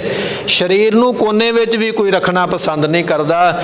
ਜੇ ਸਰੀਰ ਨੂੰ ਪਾਲਦਾ ਰਿਹਾ, ਝਾਟੀ ਉਹ ਜਮਾਂ ਦੇ ਹਵਾਲੇ ਹੋ ਜਾਂਦਾ ਹੈ। ਰਾਗ ਰਾਗਨੀ ਡਿੰਬ ਹੋਏ ਬੈਠਾ, ਡਿੰਬ ਨਾਮ ਗੁਰਮੁਖੋ ਪਖੰਡ ਦਾ ਹੈ। ਕਹਿਣ ਲੱਗੇ, ਪਖੰਡ ਦੇ ਸਹਿਤ ਬੜੇ ਰਾਗ ਪੜ੍ਹਦਾ, ਬੜੀਆਂ ਰਾਗਨੀਆਂ ਪੜ੍ਹਦਾ, ਉੱਚੀ ਆਲਾਪ ਦਿੰਦਾ, ਉੱਚੀ ਆਵਾਜ਼ ਦੇ ਵਿੱਚ ਗਾਉਂਦਾ ਜ਼ਰੂਰ ਹੈ, ਬੜੀ ਸੋਹਣੀ ਆਵਾਜ਼ ਦੇ ਨਾਲ ਬੋਲਦਾ, ਬੜੀਆਂ ਮੁਰਕੀਆਂ ਲੈਂਦਾ, ਬੜੀਆਂ ਗਰਾਰੀਆਂ ਲੈਂਦਾ, ਬੜੀਆਂ ਤਾਨਾਂ ਚੁੱਕਦਾ। ਪਰ ਪਾਤਸ਼ਾਹ ਕਹਿਣ ਲੱਗੇ, ਭਾਈ ਹੈ ਡਿੰਬ ਹੋਏ ਬੈਠਾ, ਰਾਗ ਤੇ ਰਾਗਨੀਆਂ ਪੜ੍ਹ ਤੇ ਜ਼ਰੂਰ ਲੈ, ਪਰ ਪੜ੍ਹੇ ਪਖੰਡ ਦੇ ਸਹਿਤ ਹੋ ਕੇ ਹਨ। ਹੁਣ ਹਰ ਪੈ ਕਿਆ ਲੀਨਾ, ਪਰ ਜਿਨ੍ਹਾਂ ਨੇ ਪਖੰਡ ਦੇ ਸਹਿਤ ਪੜ੍ਹਿਆ, ਰੱਬ ਦੇ ਕੋਲੋਂ ਲੈ ਕੁਝ ਨਹੀਂ ਸਕਣਗੇ। ਮਤਾ ਕੋਈ ਇਹ ਸੋਚ ਲਵੇ ਵੀ ਮੈਨੂੰ ਮਿਲੇਗਾ ਕੁਝ। ਹੁਣੇ ਆਪਾਂ ਬਚਨ ਪੜ੍ਹਿਆ ਨਾ, ਕਹਿਣ ਲੱਗੇ, ਗਿਆਨੀ ਕੇ ਪ੍ਰਭ 20 ਹੈ, ਭਗਤ ਰਾਗੀ ਕੇ ਪ੍ਰਭ 30। ਹੁਣੇ ਹੀ ਬਚਨ ਆਪਾਂ ਸਰਵਣ ਕੀਤਾ। ਰਾਗ ਨੂੰ ਪੜ੍ਹਨ ਵਾਲੇ ਦੇ ਕੋਲੋਂ ਰੱਬ 30 ਕੋਹ ਦੂਰ ਰਹਿੰਦਾ, ਪਰੇ ਰਹਿੰਦਾ, ਵੀ ਇਹ ਕੇਵਲ ਬਸ ਉੱਚੀ ਬੋਲਣ ਜੋਗਾ, ਪਰ ਇਹਦੇ ਅੰਦਰ ਭਾਵਨਾ ਨਹੀਂ ਹੈ। ਰਹਿਤ ਅਵਰ ਕਛ ਅਵਰ ਕਮਾਵਤ, ਮਨਨੀ ਪ੍ਰੀਤ ਮੁਖੋ ਗੰਢ ਲਾਵਤ। ਇਹ ਹੈ ਹਾਲਤ ਦੁਨੀਆ ਦੇ ਵਿੱਚ। ਕੁਝ ਲੋਕ ਐਸੇ ਵਿਅਕਤੀ ਹੋਏ, ਭਾਵੇਂ ਕਿ ਉਹਨਾਂ ਦੀ ਬਾਅਦ ਵਿੱਚ ਬਦਨਾਮੀ ਹੋਈ, ਗੁਰਬਾਣੀ ਦਾ ਕੀਰਤਨ ਵੀ ਕੀਤਾ ਹੈ, ਪਰ ਕੀਰਤਨ ਕਰਨ ਵੇਲੇ ਇੱਕ ਸਮਾਂ ਰੱਖਿਆ ਗਿਆ, ਇੰਨਾ ਸਮਾਂ ਤੇ ਇੰਨੀ ਕੀਮਤ ਲੱਗੇਗੀ। ਗੁਰਬਾਣੀ ਨੂੰ ਕਮਾਇਆ ਨਹੀਂ, ਵੇਚਿਆ। ਤੇ ਕੀ ਹਾਲਤ ਹੋਈ ਜਦੋਂ ਸਰੀਰ ਛੱਡਣ ਦਾ ਸਮਾਂ ਆ ਗਿਆ ਨਾ, ਤੇ ਫਿਰ ਰੋਇਆ, ਮੈਨੂੰ ਬਚਾ ਲਓ, ਇੱਥੋਂ ਮੈਨੂੰ ਕੱਢ ਲਓ। ਜਿਨ੍ਹਾਂ ਨੇ ਨਹੀਂ ਕਮਾਈ ਕੀਤੀ, ਸ਼ਬਦ ਨਹੀਂ ਕਮਾਇਆ, ਦੁਨੀਆ ਦੇ ਵਿੱਚ ਰੋਂਦੇ ਦੁਨੀਆ ਨੇ ਉਹ ਵੇਖੇ। ਕਰੋਨਾ ਵਾਇਰਸ ਦੇ ਵਿੱਚ ਕਈ ਰੋਏ, ਜਿਹਨੇ ਕਮਾਈ ਨਹੀਂ ਕੀਤੀ, ਕੇਵਲ ਵੇਚਿਆ ਬਾਣੀ ਨੂੰ। ਕਹਿਣ ਲੱਗੇ ਐਸੀ ਹਾਲਤ ਹੁੰਦੀ ਹੈ, ਰਾਗ ਰਾਗਨੀ ਡਿੰਬ ਹੋਏ ਬੈਠਾ, ਉਹਨ ਹਰ ਪੈ ਕਿਆ ਲੀਨਾ। ਜਿਹੜੇ ਪਖੰਡ ਦੇ ਨਾਲ ਕੰਮ ਕਰੀਏ, ਰੱਬ ਕੋਲੋਂ ਲੈ ਕੁਝ ਨਹੀਂ ਸਕੇਗਾ, ਕੁਝ ਪ੍ਰਾਪਤ ਨਹੀਂ, ਖਾਲੀ ਰਹਿੰਦਾ ਹੈ। ਪਰਿਓ ਕਾਲ ਸਵੇ ਜਗ ਉਪਰ ਮਾਹੇ, ਲਿਖੇ ਭ੍ਰਮ ਗਿਆਨੀ। ਪਰਿਓ ਕਾਲ ਸਭੈ ਜਗ ਉਪਰ ਮਾਹੇ, ਲਿਖੇ ਭ੍ਰਮ ਗਿਆਨੀ। ਦੁਨੀਆ ਵਿੱਚ ਭਰਮ ਗਿਆਨੀ, ਚੁੰਚ ਗਿਆਨੀ, ਬੱਧ ਗਿਆਨੀ, ਇਹ ਗਿਆਨੀ ਹੋਏ ਨੇ। ਚੁੰਚ ਗਿਆਨੀ ਉਹਨੂੰ ਕਿਹਾ ਜਾਂਦਾ ਹੈ ਮੂੰਹ ਦੇ ਨਾਲ, ਮੂੰਹ ਨਾਮ ਚੁੰਝ ਦਾ ਹੀ ਹੈ ਨਾ, ਚੁੰਝ ਦੇ ਨਾਲ ਬੜੀਆਂ ਗੱਲਾਂ, ਜਿਵੇਂ ਚਿੜੀ ਚੀਂ ਚੀਂ ਕਰਦੀ ਹੈ, ਕਾਂ ਕਾਂ ਕਾਂ ਕਰਦਾ। ਤੇ ਕੁਝ ਲੋਕ ਆਪਣੇ ਮੂੰਹ ਦੇ ਨਾਲ ਬੜੀਆਂ ਗੱਲਾਂ ਕਰਦੇ, ਗਿਆਨ ਦੀਆਂ, ਧਿਆਨ ਦੀਆਂ, ਉਹਨਾਂ ਨੂੰ ਕਿਹਾ ਜਾਂਦਾ ਚੁੰਚ ਗਿਆਨੀ। ਕਮਾਈ ਕੋਈ ਨਹੀਂ ਹੈ, ਗੱਲਾਂ ਬੜੀਆਂ ਵੱਡੀਆਂ ਵੱਡੀਆਂ ਉਹਨਾਂ ਕੋਲ। ਤੇ ਪਾਤਸ਼ਾਹ ਕਹਿਣ ਲੱਗੇ ਦੁਨੀਆ ਵਿੱਚ ਭਰਮ ਗਿਆਨੀ ਵੀ ਹੋਏ ਨੇ, ਉਹ ਆਪ ਨਹੀਂ ਭਰਮ ਵਿੱਚੋਂ ਨਿਕਲੇ, ਦੂਜੇ ਨੂੰ ਗਿਆਨ ਦਿੰਦੇ ਵੀ ਇੱਧਰ ਆ, ਤੈਨੂੰ ਮੈਂ ਪੜ੍ਹਾਵਾਂ, ਤੈਨੂੰ ਮੈਂ ਗਿਆਨ ਦੇਵਾਂ। ਆਪ ਫਸੇ ਹੋਏ ਭਰਮ ਦੇ ਵਿੱਚ, ਦੂਜੇ ਨੂੰ ਭਰਮ ਤੋਂ ਕੱਢਣ ਦਾ ਠੇਕਾ ਲੈ ਲੈਂਦੇ। ਕਹਿਣ ਲੱਗੇ ਦੁਨੀਆ ਵਿੱਚ ਇਸ ਤਰ੍ਹਾਂ ਦੇ ਗਿਆਨੀ, ਭਰਮ ਗਿਆਨੀ ਵੀ ਹੋਏ ਨੇ, ਚੁੰਚ ਗਿਆਨੀ ਵੀ ਹੋਏ ਨੇ, ਪਰ ਪਰਿਓ ਕਾਲ ਸਭੈ ਜਗ ਉੱਪਰ, ਇਹੋ ਜਿਹੇ ਗਿਆਨੀ ਵੀ ਕਾਲ ਦੇ ਵਾਸੀ ਨੇ, ਕਿਉਂਕਿ ਕਾਲ ਦਾ ਪਸਾਰਾ ਸਾਰਿਆਂ ਦੇ ਉੱਪਰ ਹੀ ਹੈ, ਮੌਤ ਸਾਰਿਆਂ ਦੇ ਸਿਰ ਤੇ ਚੜ੍ਹ ਕੇ ਬੈਠੀ ਹੋਈ ਹੈ। ਕਹੋ ਕਬੀਰ ਜਨ ਭਏ ਖਾਲਸੇ, ਪ੍ਰੇਮ ਭਗਤ ਜੇ ਜਾਨੀ। ਕਬੀਰ ਸਾਹਿਬ ਜੀ ਕਹਿਣ ਲੱਗੇ ਜਿਨ੍ਹਾਂ ਨੇ ਪ੍ਰੇਮਾ ਭਗਤੀ ਕਰਨੀ ਜਾਣੀ ਹੈ। 9 ਤਰ੍ਹਾਂ ਦੀ ਭਗਤੀ ਵਿਦਵਾਨਾਂ ਨੇ ਲਿਖੀ ਹੈ। ਹੁਣ ਆਪਣੇ ਕੋਲ ਸਮਾਂ ਨਹੀਂ ਹੈ। 9 ਭਗਤੀਆਂ ਵਿੱਚੋਂ ਇੱਕ ਪ੍ਰੇਮਾ ਭਗਤੀ ਹੈ। ਜਿਨ੍ਹਾਂ ਨੇ ਪ੍ਰੇਮ ਦੀ ਭਗਤੀ ਕੀਤੀ ਹੈ, ਕਹੋ ਕਬੀਰ ਜਨ ਭੈ ਖਾਲਸੇ। ਕਬੀਰ ਸਾਹਿਬ ਜੀ ਕਹਿਣ ਲੱਗੇ ਖਾਲਸੇ ਤੋਂ ਭਾਵ ਬੰਧਨਾਂ ਤੋਂ ਛੁੱਟ ਗਏ, ਬੰਧਨਾਂ ਤੋਂ ਖਲਾਸੀ ਹੋ ਗਈ। ਬੰਧ ਖਲਾਸੀ ਭਾਣੇ ਹੋਏ, ਬਚਨ ਮਹਾਰਾਜ ਜੀਆਂ ਦਾ। ਖਾਲਸੇ ਤੋਂ ਭਾਵ ਗੁਰਮੁਖੋ ਖਲਾਸੀ ਹੋ ਜਾਣੀ, ਮੁਕਤ ਹੋ ਜਾਣਾ, ਬੰਧਨ ਪੈਣਾ ਹੀ ਨਾ। ਕਿੰਨਾਂ ਨੂੰ ਨਹੀਂ ਪਿਆ? ਪ੍ਰੇਮ ਭਗਤ ਜਿਹੇ ਜਾਨੀ, ਜਿਨ੍ਹਾਂ ਨੇ ਪ੍ਰੇਮਾ ਭਗਤੀ ਕਰਨੀ ਜਾਣ ਲਈ, ਉਹਨਾਂ ਦੇ ਉੱਪਰ ਬੰਧਨ ਨਹੀਂ ਪਏ। ਫਿਰ ਬਖਸ਼ਿਸ਼ ਕਰਦੇ ਹਨ। ਕਹੋ ਕਬੀਰ ਜਨ ਭਏ ਖਾਲਸੇ, ਪ੍ਰੇਮ ਭਗਤ ਜੇ ਜਾਨੀ। ਸਤਿਗੁਰੂ ਪਾਤਸ਼ਾਹ ਕਹਿਣ ਲੱਗੇ ਜਿਨ੍ਹਾਂ ਨੇ ਪ੍ਰੇਮਾ ਭਗਤੀ ਜਾਣ ਲਈ ਹੈ, ਖਾਲਸ ਨਾਮ ਗੁਰਮੁਖੋ ਸ਼ੁੱਧ ਦਾ ਹੈ। ਮਹਾਰਾਜ ਨੇ ਆਖਿਆ ਨਾ ਖਾਲਸਾ ਮੇਰੋ ਰੂਪ ਹੈ ਖਾਸ। ਇਹ ਬਚਨ ਤੇ ਆਪਾਂ ਪੜ੍ਹ ਦਿੰਦੇ ਵੀ ਮੈਨੂੰ ਖਾਲਸਾ ਮਹਾਰਾਜ ਨੇ ਆਖਿਆ ਮੈਂ ਮਹਾਰਾਜ ਦਾ ਰੂਪ ਆ। ਨਹੀਂ, ਖਾਲਸ ਉਹਨੂੰ ਕਿਹਾ ਜਾਂਦਾ ਜਿਹਦੇ ਵਿੱਚ ਮੈਲ ਨਾ ਹੋਵੇ, ਜਿਹੜਾ ਸ਼ੁੱਧ ਹੋਵੇ। ਤੇ ਜਿਹੜਾ ਸ਼ੁੱਧ ਹੋ ਗਿਆ ਫਿਰ ਉਹ ਤੇ ਗੁਰੂ ਦਾ ਹੀ ਰੂਪ ਹੋ ਗਿਆ ਨਾ, ਉਹ ਤੇ ਬ੍ਰਹਮ ਗਿਆਨੀ ਆਪ ਪਰਮੇਸ਼ਰ ਬਣ ਹੀ ਗਿਆ। ਪਰ ਜਿਹਦੇ ਅੰਦਰ ਮੈਲ ਹੈ ਉਹ ਨਹੀਂ ਬਣਿਆ ਹੈ। ਖਾਲਸ ਤੋਂ ਭਾਵ ਹੁੰਦਾ ਸ਼ੁੱਧ, ਜਿਹਦੇ ਵਿੱਚ ਮੈਲ ਨਾ ਹੋਵੇ। ਇਸੇ ਤਰ੍ਹਾਂ ਦੁਨੀਆ ਵਿੱਚ ਜਿਹਦੇ ਅੰਦਰ ਵਿਕਾਰਾਂ ਦੀ ਮੈਲ ਨਹੀਂ ਹੈ, ਜਿਹਦੇ ਅੰਦਰ ਪਦਾਰਥਾਂ ਦੀ ਮੈਲ ਨਹੀਂ ਹੈ, ਜਿਹੜਾ ਇਸ ਤਰ੍ਹਾਂ ਦਾ ਸ਼ੁੱਧ ਹੋ ਗਿਆ ਉਸ ਨੂੰ ਖਾਲਸ ਆਖਿਆ ਜਾਏਗਾ। ਪਰ ਖਾਲਸ ਉਹ ਬਣਦਾ ਹੈ, ਸ਼ੁੱਧ ਉਹ ਬਣਦਾ ਹੈ। ਕਬੀਰ ਸਾਹਿਬ ਜੀ ਕਹਿਣ ਲੱਗੇ ਪ੍ਰੇਮ ਭਗਤ ਜਿਹੇ ਜਾਨੀ, ਜਿਹਨੇ ਪ੍ਰੇਮਾ ਭਗਤੀ ਜਾਣੀ ਹੈ। ਜਿਨ ਪ੍ਰੇਮ ਕੀਓ ਤਿਨ ਹੀ ਪ੍ਰਭ ਪਾਇਓ, ਉਹਨੇ ਪ੍ਰਮਾਤਮਾ ਨੂੰ ਪਾਇਆ। ਸਮੇਂ ਦੀ ਸਮਾਪਤੀ, ਭੁੱਲਾਂ ਦੀ ਮੁਆਫੀ। ਬਚਨ ਗੁਰੂ ਕਾ ਹਿਰਦੇ ਵਸੇ, ਭੁੱਲਾਂ ਦਾਸ ਦੀਆਂ ਮੁਆਫ ਕਰਨੀਆਂ। ਦਿਓ ਸੱਜਣ ਅਸੀਸੜੀਆਂ, ਜੋ ਹੋਵੇ ਸਾਹਿਬ ਸਿਓ ਮੇਲ। ਪਰਿਓ ਕਾਲ ਸਭੇ ਜਗ ਉਪਰ ਮੈਂ, ਲਿਖੇ ਭ੍ਰਮ ਗਿਆਨੀ। ਕਹੋ ਨਾਨਕ ਕਹੋ ਕਬੀਰ ਜਨ ਭਏ ਖਾਲਸੇ, ਪ੍ਰੇਮ ਭਗਤ ਜੇ ਜਾਨੀ। ਵਾਹਿਗੁਰੂ ਜੀ ਕਾ ਖਾਲਸਾ, ਵਾਹਿਗੁਰੂ ਜੀ ਕੀ ਫਤਿਹ।